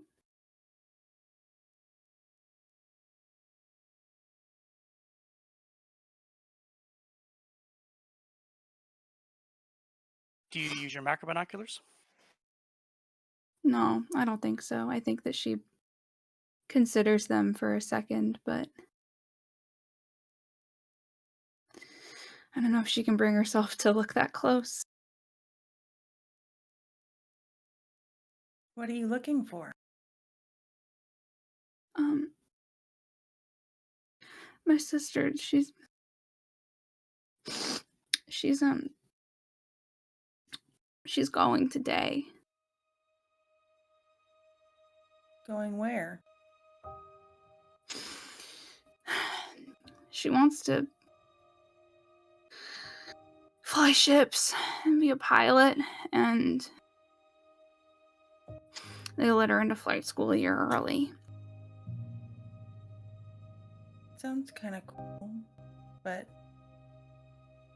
sad that it's not here. Yeah.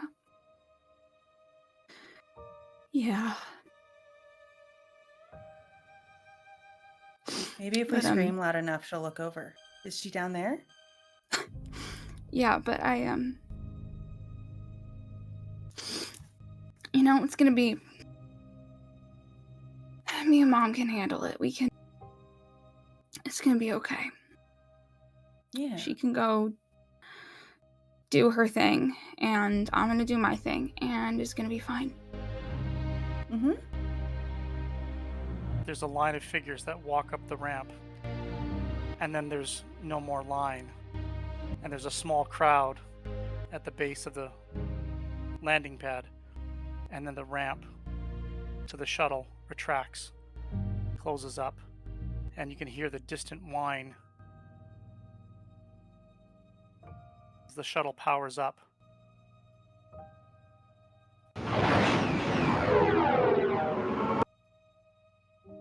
Takes off into the sky, quickly ascending up into the clouds, out over the ocean, before disappearing up, being swallowed by the sky. And as you stand there, wind in your hair, mud in your boots, the sights and sounds of your home beneath you, the sun seems a little less bright, and the day seems a little less happy. And that's where we're going to leave our first session of Quadrilateral. Thank you, everybody. I am Jason Collins. I've been your game master. It's been an absolute pleasure tonight.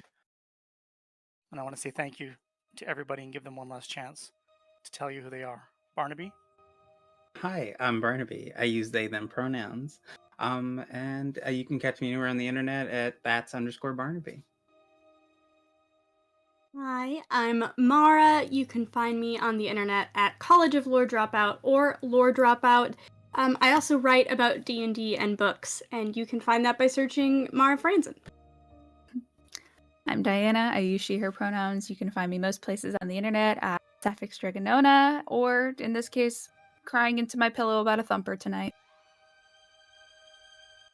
Yes, also joining that in the crying, I'm May. I use she, they pronouns, and you can find me on the internet at maybe May. And I have been Eric Scott to be providing a supporting character, acting as Ren, Tadal's older sister, gone for some time, off to some adventure, and we will see what becomes of this crew later. You can find me online under my own name, wherever, including on the Facebooks, because I am an old, and on the Dungeon Scrawlers Discord page, which you should all be members of because we're going to have cool announcements. Cool. Thanks, Jason. Thanks, everybody. Wishing everybody a good night. We'll see you soon. May the force be with you.